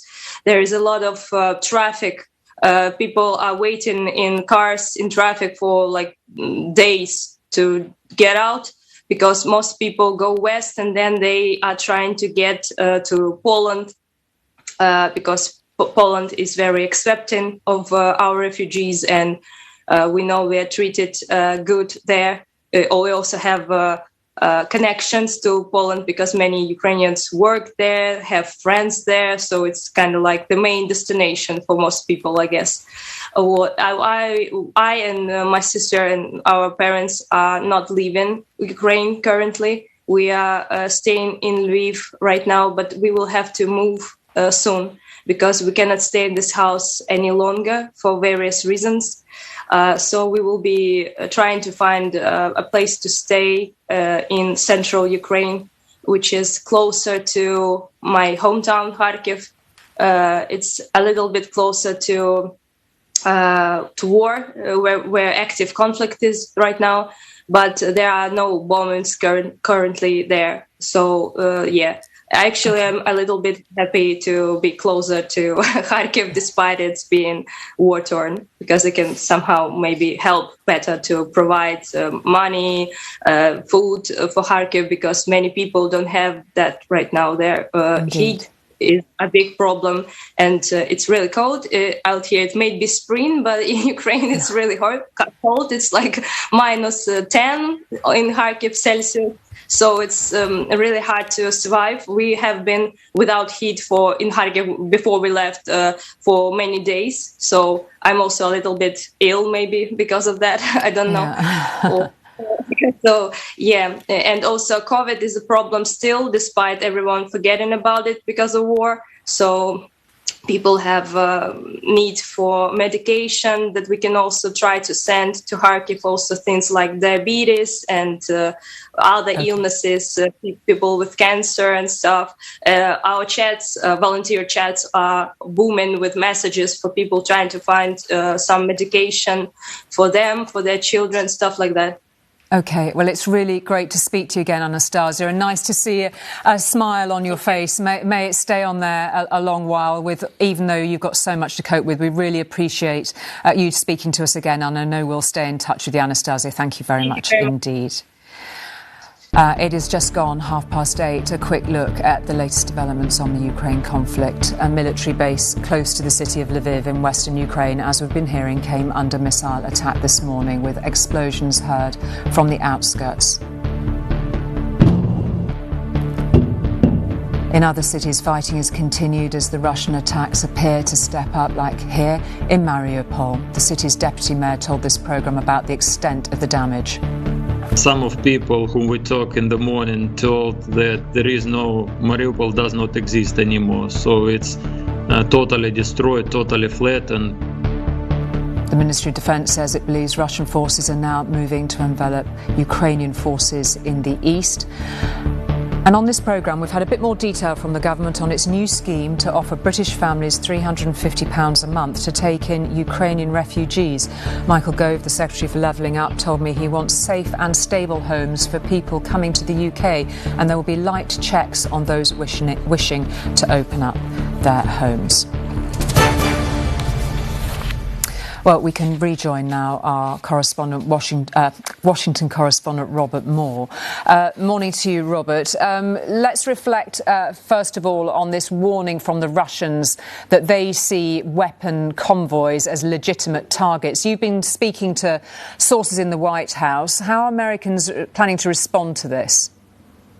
Yes, good morning, Julie. I have been speaking to a senior source of the White House, somebody who is participating in the very highest levels of conversations about how to respond to Russian escalation. And there is a real concern, in the words of my source, the White House feels it has maxed out on the easy options, namely the isolation economically of Russia, namely ensuring the supply of weapons into Ukraine. And therefore there is now in Washington a significant debate underway about how they would respond to further Russian escalation. For example, the bombing of any arms flows into Ukraine, or potentially, a biological or chemical weapons use in Ukraine. And there are no easy answers. The president, Joe Biden, has drawn a red line in saying that NATO will defend every inch of NATO territory. But there are even ambiguities in that. There's concern that what happens if a border post, a Ukrainian border post is hit? What happens if there's a strike within a NATO country, but Russia claims that actually it was in error? So there is real concern about exactly how the United States will respond to further escalation. They've insisted there will be no imposition of a no-fly zone. There is obviously an absolute determination not to bring US and Russian forces into direct contact. But beyond that, there is real concern about how they might respond in the coming weeks to those further Russian escalations. It is a depressing fact, isn't it, Robert, that despite all of the sanctions efforts that both the US and Europe, Britain have put in place, no sign of any shift at all from President Putin, and the diplomatic efforts at this point seem to be going nowhere. That's exactly right. This source to me was trying to ponder how long this conflict might last. He was exploring, look, it is possible the Russians will just give up and head north again. Seems most unlikely. It's possible that, there'll be a Russian victory. That also seems implausible. Will there be a diplomatic outcome? The Turks and the Israelis are available as intermediaries, perhaps the South Africans too, but no sign at all of diplomatic traction there. And therefore, this White House official was saying to me, we have to prepare for the possibility of a multi-year conflict grinding on in the heart of Europe. Remember, the Syrian civil war lasted a decade. Russia's intervention in Afghanistan lasted a decade after 1979. The US war in Afghanistan lasted 2 decades. So it is true to say that Washington is now pondering a pretty awful scenario in which this conflict between Ukraine and Russia lasts not for weeks, but potentially actually for years. And that is, that changes all sorts of policy options in terms of the risk of miscalculation. But it is fair to say that for the first time, Washington is recognizing this could be a multi-year grinding conflict in the very heart of Europe. Depressing prospect indeed, Robert. Thank you very much indeed for that. And just to bring you a bit of breaking news, we've been talking about that Russian attack on the military base outside of Lviv. The regional authority has this morning confirmed that 9 people died in that attack. It was a base about 25 miles from Lviv, very close to the Polish border. Well, Russia's actions in Ukraine have been met by nervousness, not surprisingly, in several other former Soviet states, not least in the Baltics. Rachel Younger's in the Latvian capital, Riga, where you've been getting a real sense of that growing unease and concern there. People from all walks of life, particularly young people, trying to find ways of sort of expressing that anxiety and doing something practical with it, Rachel. Yeah, very much. There is definitely an underlying sense of anxiety here, and that's not surprising, I think, when you consider that anyone over the age of 35 here remembers what it was like to be occupied by the Russians. And of course, the geography, they share a border with both Belarus and Russia, means they feel particularly vulnerable. But as you say, everybody determined to help here. And interesting listening to Michael Gove just a few minutes ago talking to you, Julie, because here we were at a refugee centre on Friday. It was a one-stop shop, children being looked after by entertainers, a cinema provided.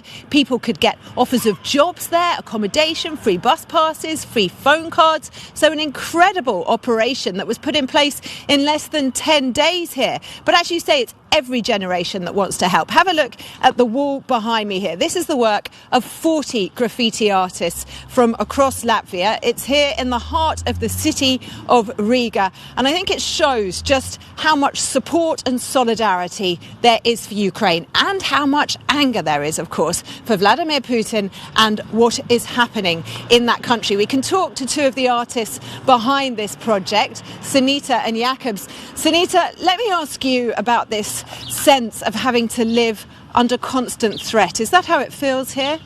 Well, yeah, actually in the past 2 weeks when the war started, on a daily basis I have like a dreadful sense inside me.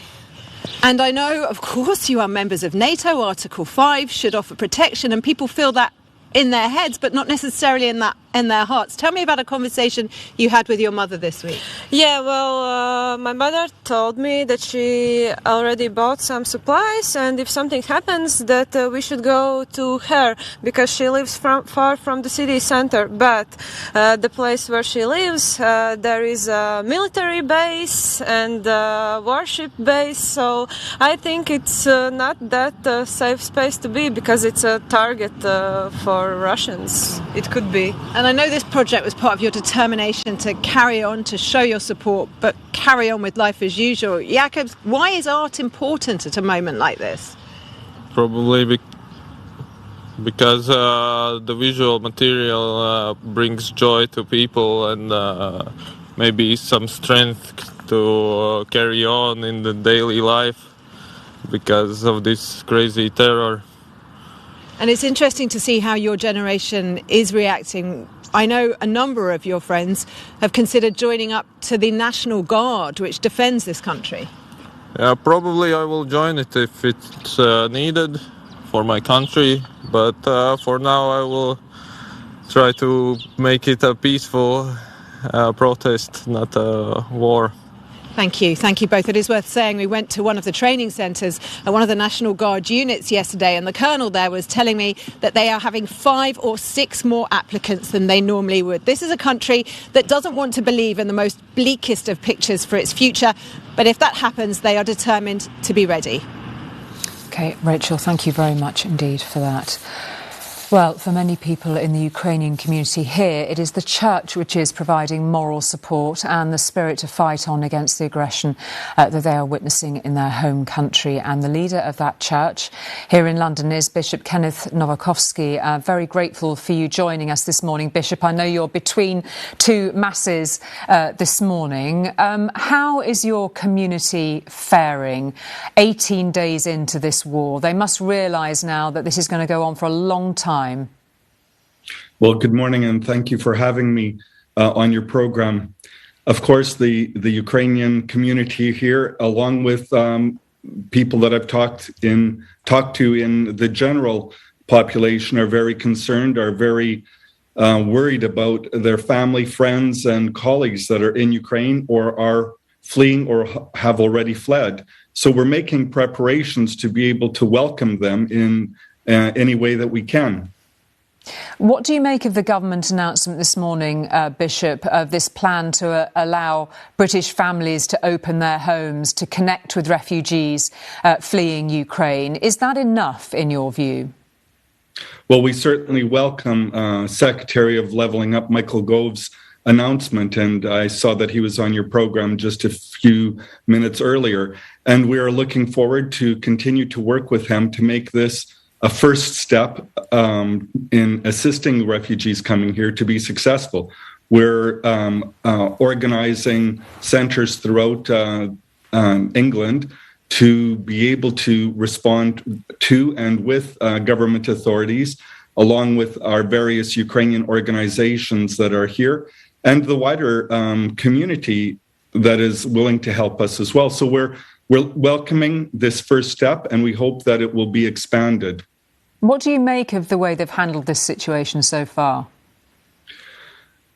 Well, I can say that I have been able to meet with Secretary of State Michael Gove, as well as the Prime Minister and the Minister Priti Patel, and they've been in dialogue with us. Of course, we would like to have seen things happen quicker, but at the same time, we're understanding that this is a volatile situation that's moving quickly.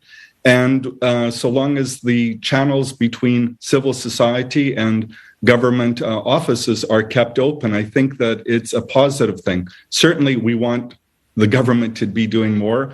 And I think that is also shared by many other aid organizations working here in the UK. And so we just want to encourage the government to do things as swiftly as possible to alleviate the pain and suffering that these refugees, mainly, as you've been reporting, women and children fleeing Ukraine right now in the border countries of the EU with Ukraine, and also now coming into other EU countries. What stories have you been hearing from the families in your parish here, Bishop, of their efforts to get relatives out of Ukraine? What are they experiencing? Well, I think they're experiencing things that you've already covered in your interviews, that there seems to be a lot of bureaucracy and uncertainty as to how everything works. And Michael Gove and his people have been working with us to establish clear lines of communication so that we can help people understand what is needed and how they can be helping their families and friends to join us here in the United Kingdom. I suppose it's an incredibly important time for those who have faith to lean into their church and look for strength and support, Bishop. When there is such suffering, when you contemplate the images that we've seen from Mariupol just in the last few hours, how do you even begin to make sense of that from a faith point of view for those families that you're supporting?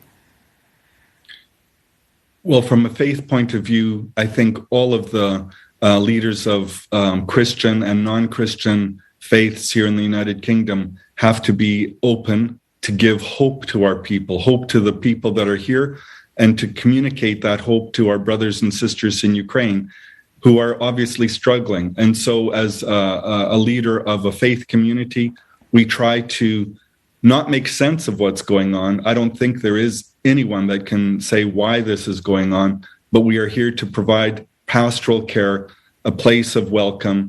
Here in our cathedral in central London, in Mayfair, we've kept our doors open during the daytime so that people can come in, light a candle, say a prayer, or just have a moment of reflection. And I think that's one of the main things that we can be doing. Prayer, I think, is an important aspect of this. Prayer in allowing people to communicate with God and to know that they're not alone, that they belong to a bigger family. And we're feeling that from communities of faith, regardless of their religious background or denomination. People are wanting to show solidarity. And what about those members of the Russian Orthodox faith who've given support to President Putin? He's aligned himself very closely with certain church leaders. What would your message to them be as fellow Christians? Well, we're praying for them. As hard as it may be, we know that Jesus has told us to pray for those who hate us, forgive them. It's a very difficult task when I am encountered with that, but I am praying that God will come into their hearts, that they will see what's going on. I don't want to judge them. I want to let them know that this is going on and that they can help by telling the truth, by speaking out what the truth is. I know you have another Mass to say very shortly, Bishop Ken, so we're very grateful for your time this morning. Thank you for joining us on ITV News, and we wish you all the best with your community that you're supporting here in London. Thank you very much, and God bless you and all of the viewers. Thank you, Bishop.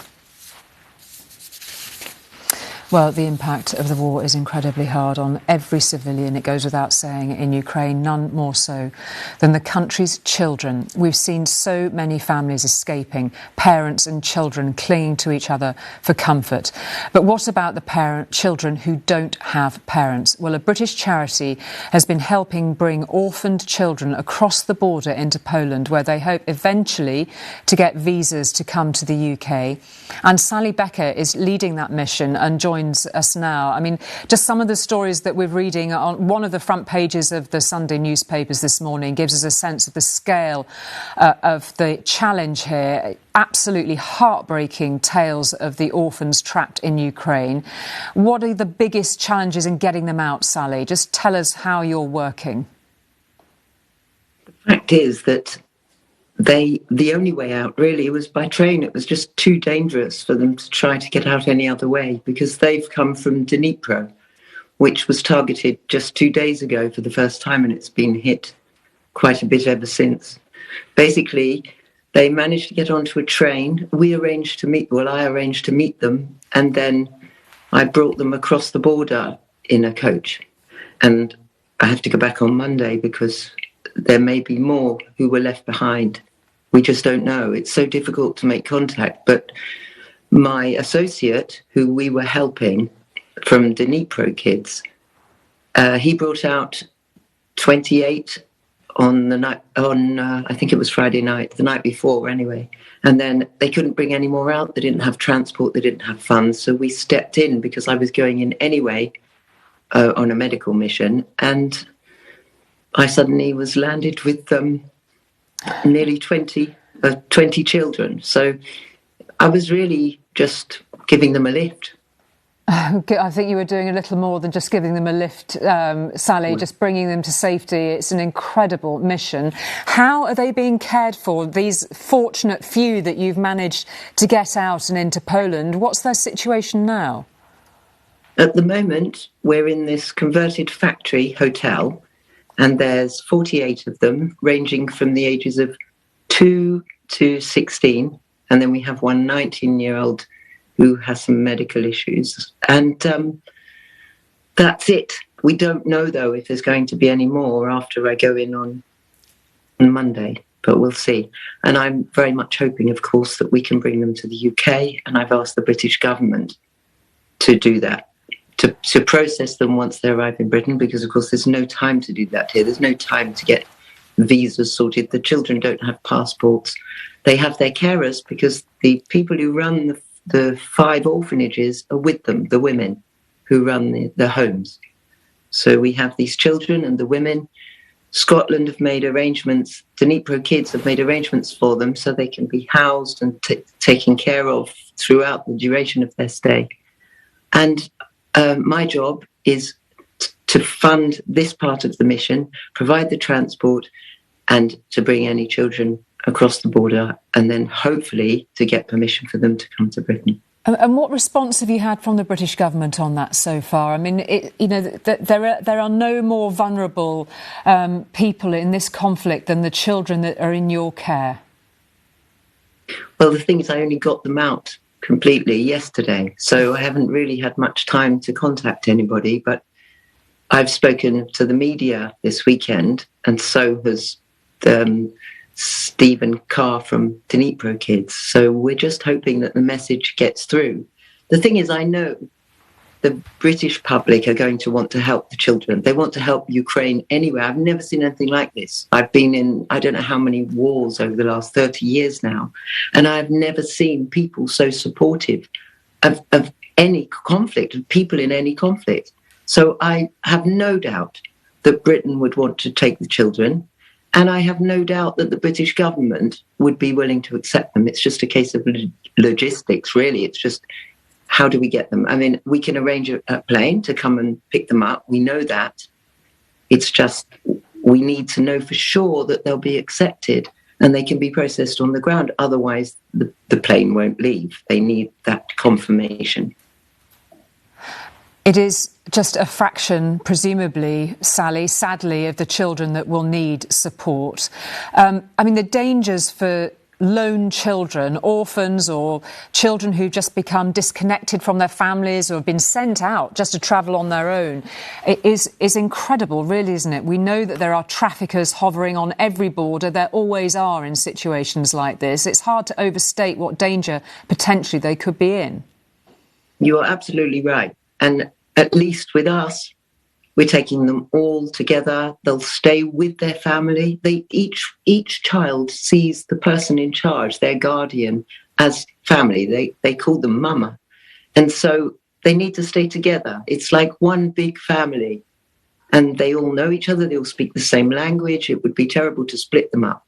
So they've got a place possibly on the edge of Loch Lomond, which would be superb. And they'll all be able to stay there together. It'll all be funded by the charities.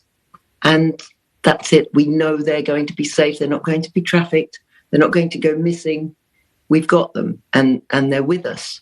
And I've got to leave them just for a day or two, just for this last mission.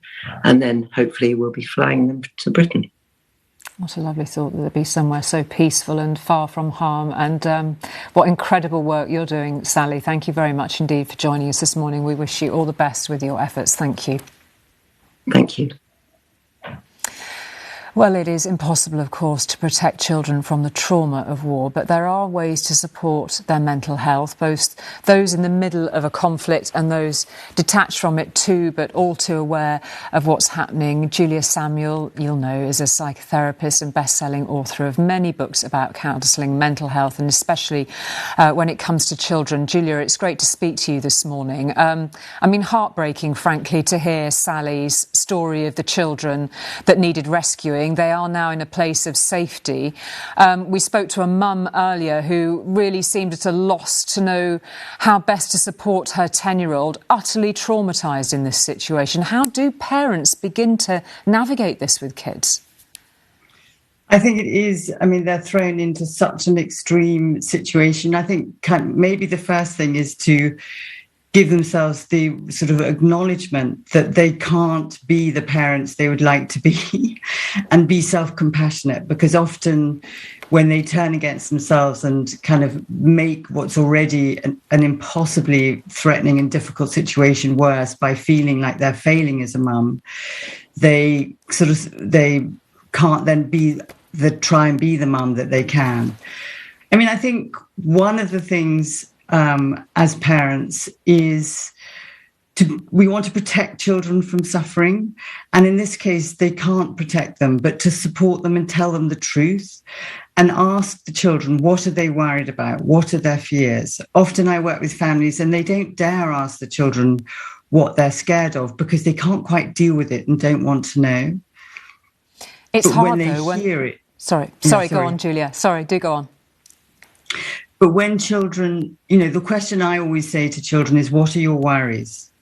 And once a child has voiced their worry and the parent has given them a response, which is both holding the truth of it and naming it, like these families here, we are being attacked by Russia, people are being killed, but we're going to do what we can to stay safe and look after you. Then children will trust you. If you start kind of pretending it's all going to be okay, then they know what's going on. Children pick up so much from what they can see and from everybody's faces. And I suppose one only has, the deepest of sympathy for parents who are traumatised themselves. I mean, it's hard to think about how they can care for others when they are in a permanent state of, vigilance and fear and terror themselves. It is. I mean, getting yourself to do the things that help stop being on hyper alert take some kind of discipline. But even if, as a parent, they did a 10-minute breathing exercise where they breathed in for the count of 4 and breathed out for the count of 7, that is a circuit breaker. It automatically brings down your levels of cortisol. And if they can do that, they kind of expand their connection to their capacity to think and cognate and feel. And so the way they communicate, the tone of their voice, how safe they feel in their body changes, and they mirror that to their children, and their children will feel safer. So you could do it as a family, even sitting in an air raid shelter, although it may seem a bit crazy, but to do something, that lowers your system really helps you as a family, because what you don't want is to get into a cycle of kind of hyper arousal where it's increasing all of the time. One of the metaphors we use for families in traumatic situations is jumping in and out of puddles, so that you're jumping in the puddle and you feel very sad. You name your emotion, you name what's going on, you say how you feel, and then you do what you can to jump out of the puddle. The puddle. Maybe tell each other a story, listen to a story tape, do a breathing exercise, kind of remind each other of happy memories. Even that can soothe you enough so that you keep on a kind of more of an even keel, given the terrible situation that they're in. And just briefly, Julia, if you would, there'll be parents watching this morning that are trying to make sense of this for their kids in perfect safety here in the UK. Just some advice for those on how you talk to children about this war. So my first kind of response is to ask children what they know and what they understand and what are their worries, and then respond to what the children say. And again, if the children are to trust you, and because there's so much social media, you need to tell them the truth, but also the limit of your truth. And it would depend on the age of the child, their level of understanding. But you would need to say that, there's a war in Ukraine, Russia has attacked Ukraine, that people are dying. Because if you lie, then the people that, in order to protect them, which you do kind of from a good place, the children don't quite trust you. Julia Samuel, thank you very much indeed for your insight. It's great to speak to you this morning. Thank you very much indeed for joining us. Talk to you. It is 9 o'clock and you're watching a special ITV news programme on the war in Ukraine. The latest developments so far this morning. It's been confirmed 9 people have died in a Russian attack on a military base outside Lviv, close to the Polish border. In other cities, fighting has continued as the Russian attacks appear to step up, like here in Mariupol. The city's deputy mayor told this programme about the extent of the damage. Some of people whom we talk in the morning told that Mariupol does not exist anymore. So it's totally destroyed, totally flattened. The Ministry of Defence says it believes Russian forces are now moving towards Ukrainian forces in the east. And the government has told this programme more about its new scheme to offer British families £350 a month to take in Ukrainian refugees. Michael Gove says there will be light checks on applicants, but there is no limit on numbers. For everyone who is willing to provide support or a home to a Ukrainian family that are fleeing, then the government will stand behind them. We will provide that financial support. In the last hour, officials in the western Ukrainian city of Lviv has said that 9 people were killed in a rocket attack on a military base near the border with Poland. Another 57 have been injured.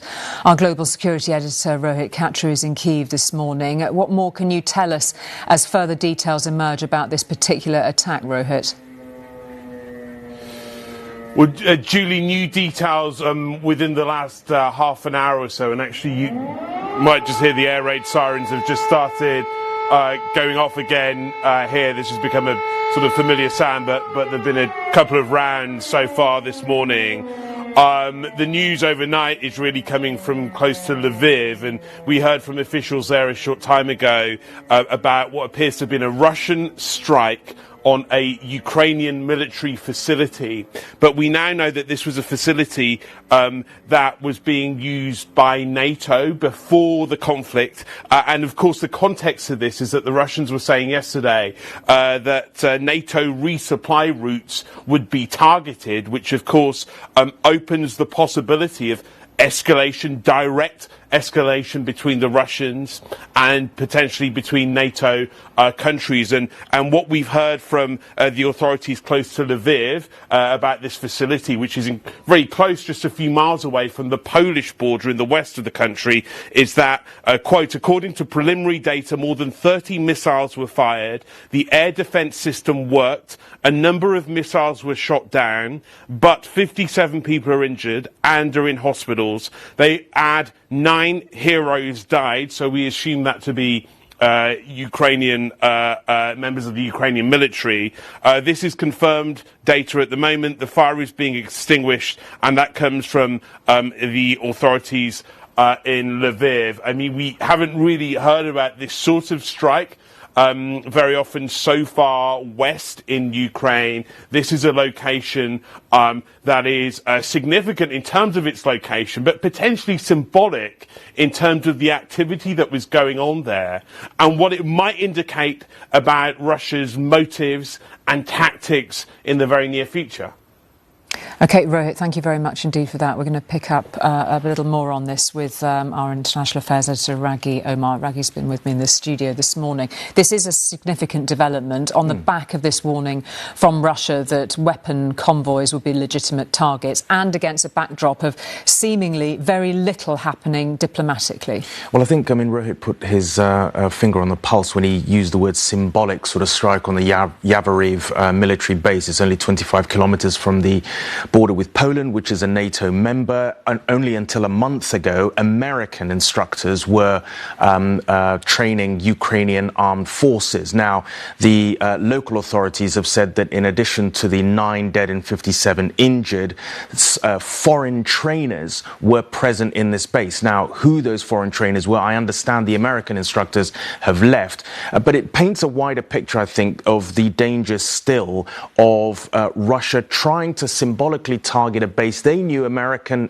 hence NATO, trainers were instructing Ukrainian forces about Russia's ability and desire to drag in at least the narrative that NATO is fighting this war by supplying lethal weapons in massive quantities, which are having an effect against their armed forces, by saying that those NATO convoys and supplies are legitimate targets, and now hitting a military base near the a NATO ally's border with Ukraine where foreign instructors are. So you can see the bigger picture of not only the danger of a contact point between NATO and Russia, but also Russia's growing narrative that it wants to, for its own domestic consumption, to say to its own people, as we've been hearing throughout the programme, who really have a very, at best, scattered picture about what's happening in Ukraine, to say to their people, this is a NATO attack on Russia. And just very briefly, Raghi, no great traction diplomatically. We know that Chancellor Scholz and Emmanuel Macron spoke to Putin.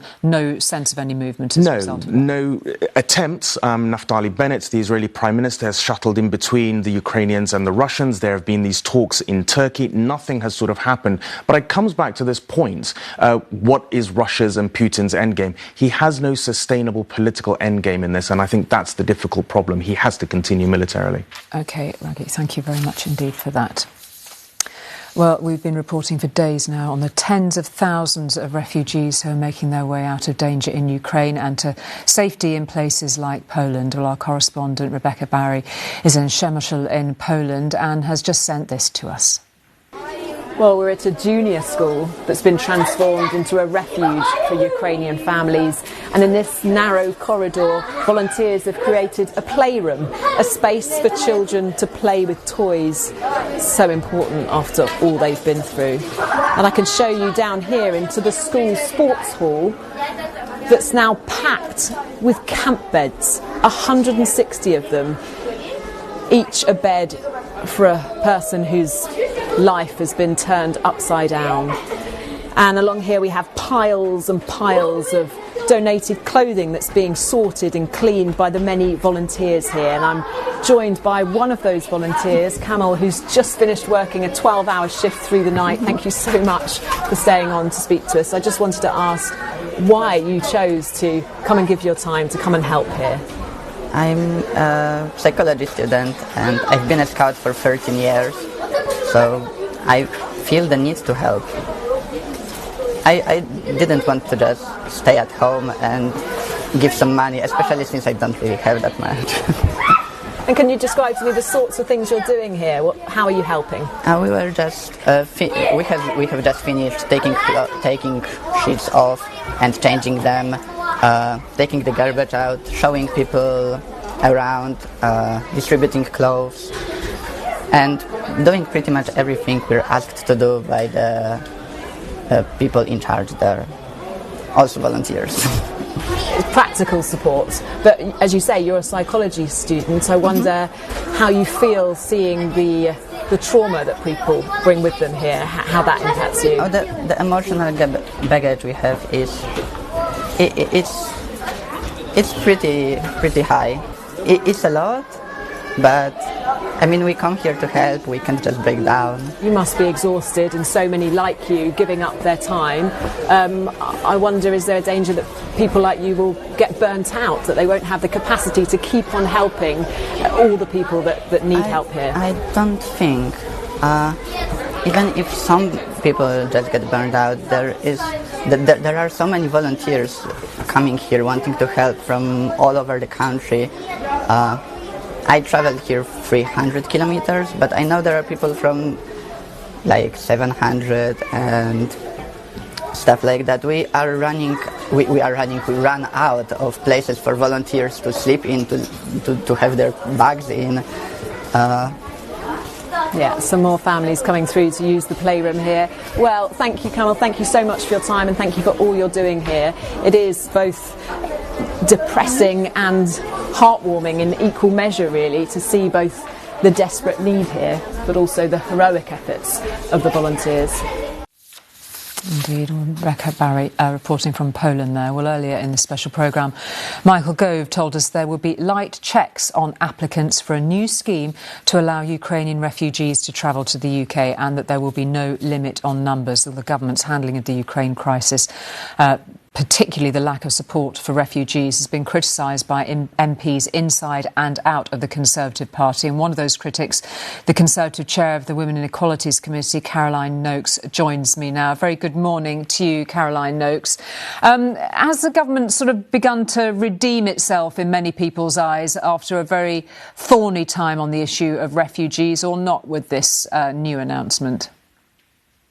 This is definitely progress, and I'm really pleased to see Lord Harrington taking up the challenge. He was the man who implemented the Syrian resettlement scheme, hugely experienced in this area. So I'm looking forward to him managing to cut through the red tape to make sure that we begin to see action and not just words. What do you make of the way the system, it seems, should work between British families here, perhaps with the help of charities, linking with refugees in Ukraine, perhaps in Poland or another of the neighbouring countries? I mean, a lot of people will look at that and wonder whether the emphasis, the onus isn't now on those charities and the British public rather than the government taking responsibility for it. Well, I think there's going to be a huge administrative challenge matching families with refugees. And I actually think that the charity sector, who already have databases of volunteers, are well placed to help in that. I think the important thing is that we make sure that the security checks are light touch. But also, I do have concerns about the level of DBS checking or whatever's going to be put in place to verify that the offers of help in this country are bona fide and safe. We don't want to put any vulnerable people, women, children, potentially elderly people as well, at risk in the UK. So it's important that we get this right. But it's absolutely imperative that it is done at enormous pace. And unfortunately, we haven't seen anything yet implemented at the sort of speed that it's going to need to be. You sort of put your finger right on the point of how vulnerable very many of these refugees will be. There will be very vulnerable, traumatised children, perhaps with parents, with their mothers arriving in potentially British family homes with apparently not a great deal of support in managing a situation. I mean, for whatever people's goodwill is going to be, this potentially is a very difficult thing for families to deal with. Oh, this is going to be a huge channel. challenge children that have come out of a war zone, children who may have seen terrible, terrible things. And even if they haven't, they've fled at high speed with very few of their possessions and the things that children treasure. So look, I really welcome the comments that we heard from Nadine Zahawi, the Education Secretary, a few days ago about making sure that children had access to online lessons. They're going to need access to school.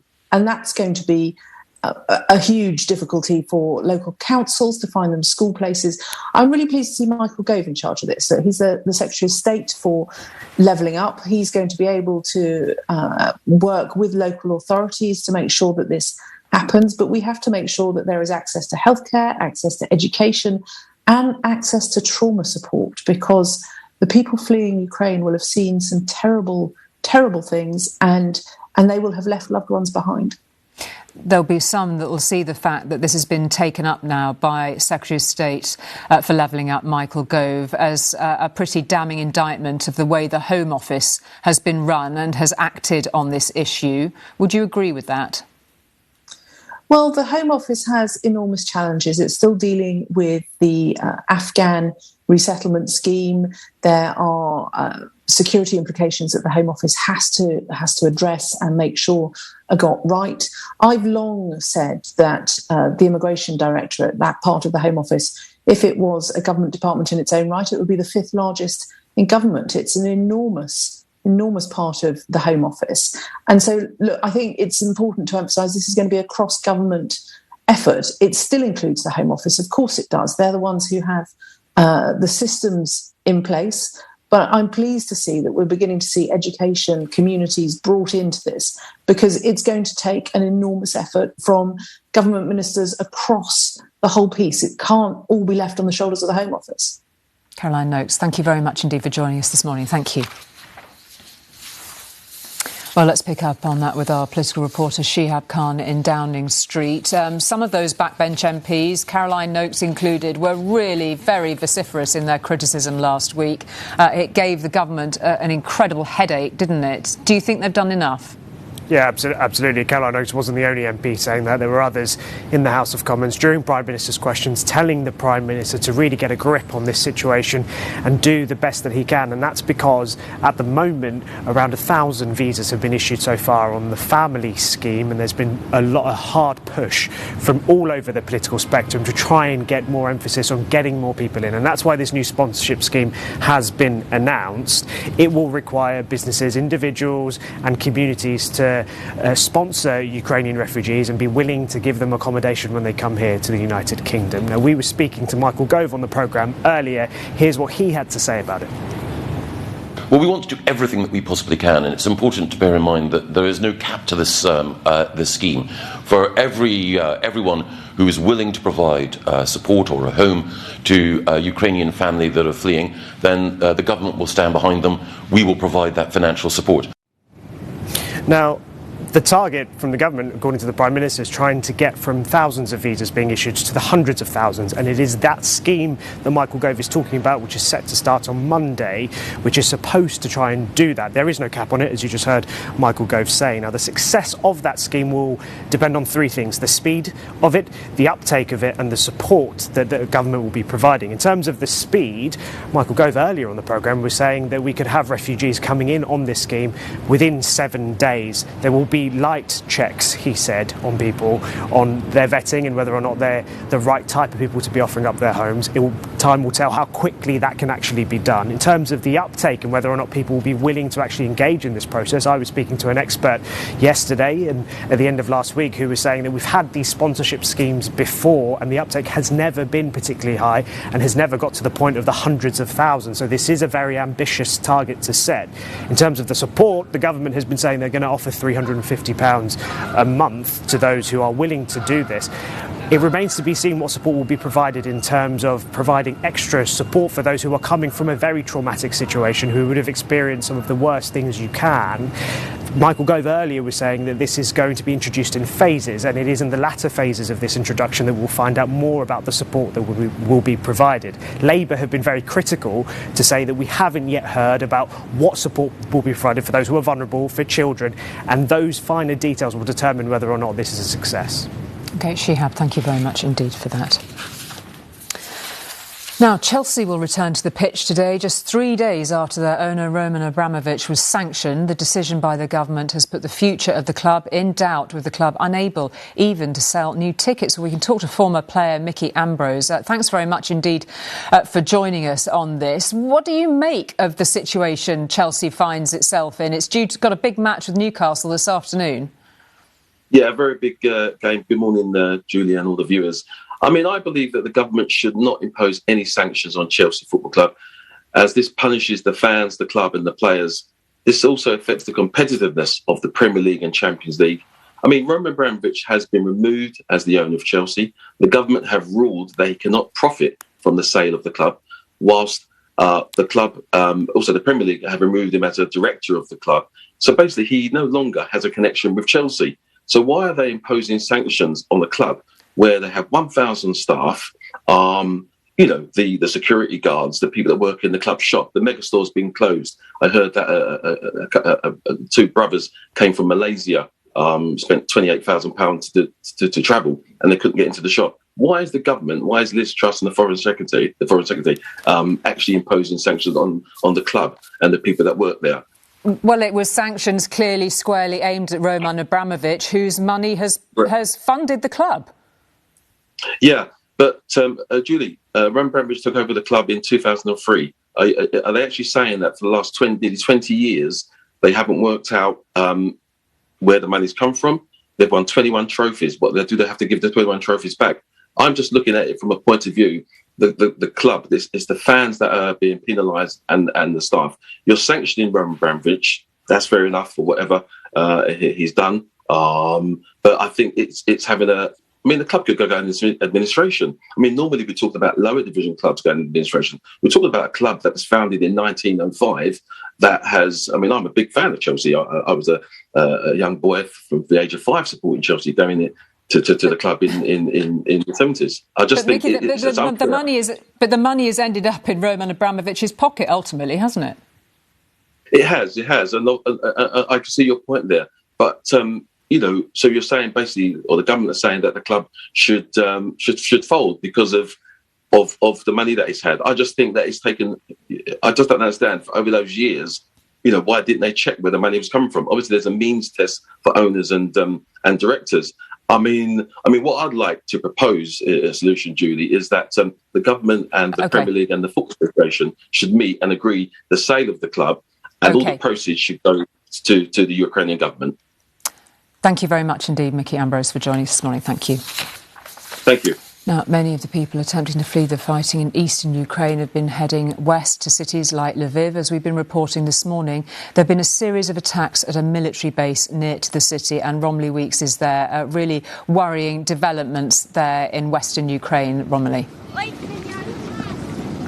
Yeah, absolutely. Lviv here in the west has been something of a sanctuary for hundreds of thousands of families who are fleeing the fighting to the east of here. You can see people arriving at the station behind me here, but overnight there was this uncomfortable development as the Russian attacks came very close to the city. For the past 3 nights there have been air raid sirens going off overnight, but last night you could actually hear the explosions from the centre of Lviv as this airbase just 25 miles from this city was hit. We understand by 8 Russian missiles. It has been completely destroyed. There are local reports that 9 people were killed and 57 people have been injured. This is an important development in Russian tactics in this war. Lviv is not only a crucial escape route for people fleeing to Poland and further into Europe, it is also a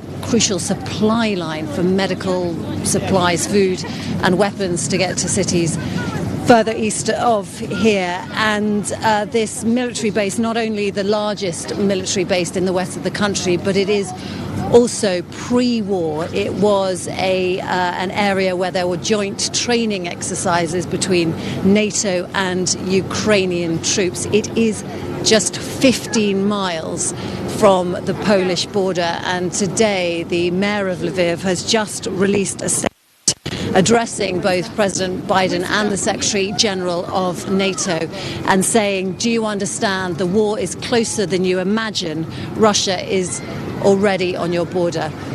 But Julie, I also want to show you a bit about what is happening at this station here, because tens of thousands of people, families fleeing the fighting, are still arriving here every day. It has got a bit more organised here than when we first arrived over a week ago. You can see that, oh, well, there's an air raid siren just going off now, actually.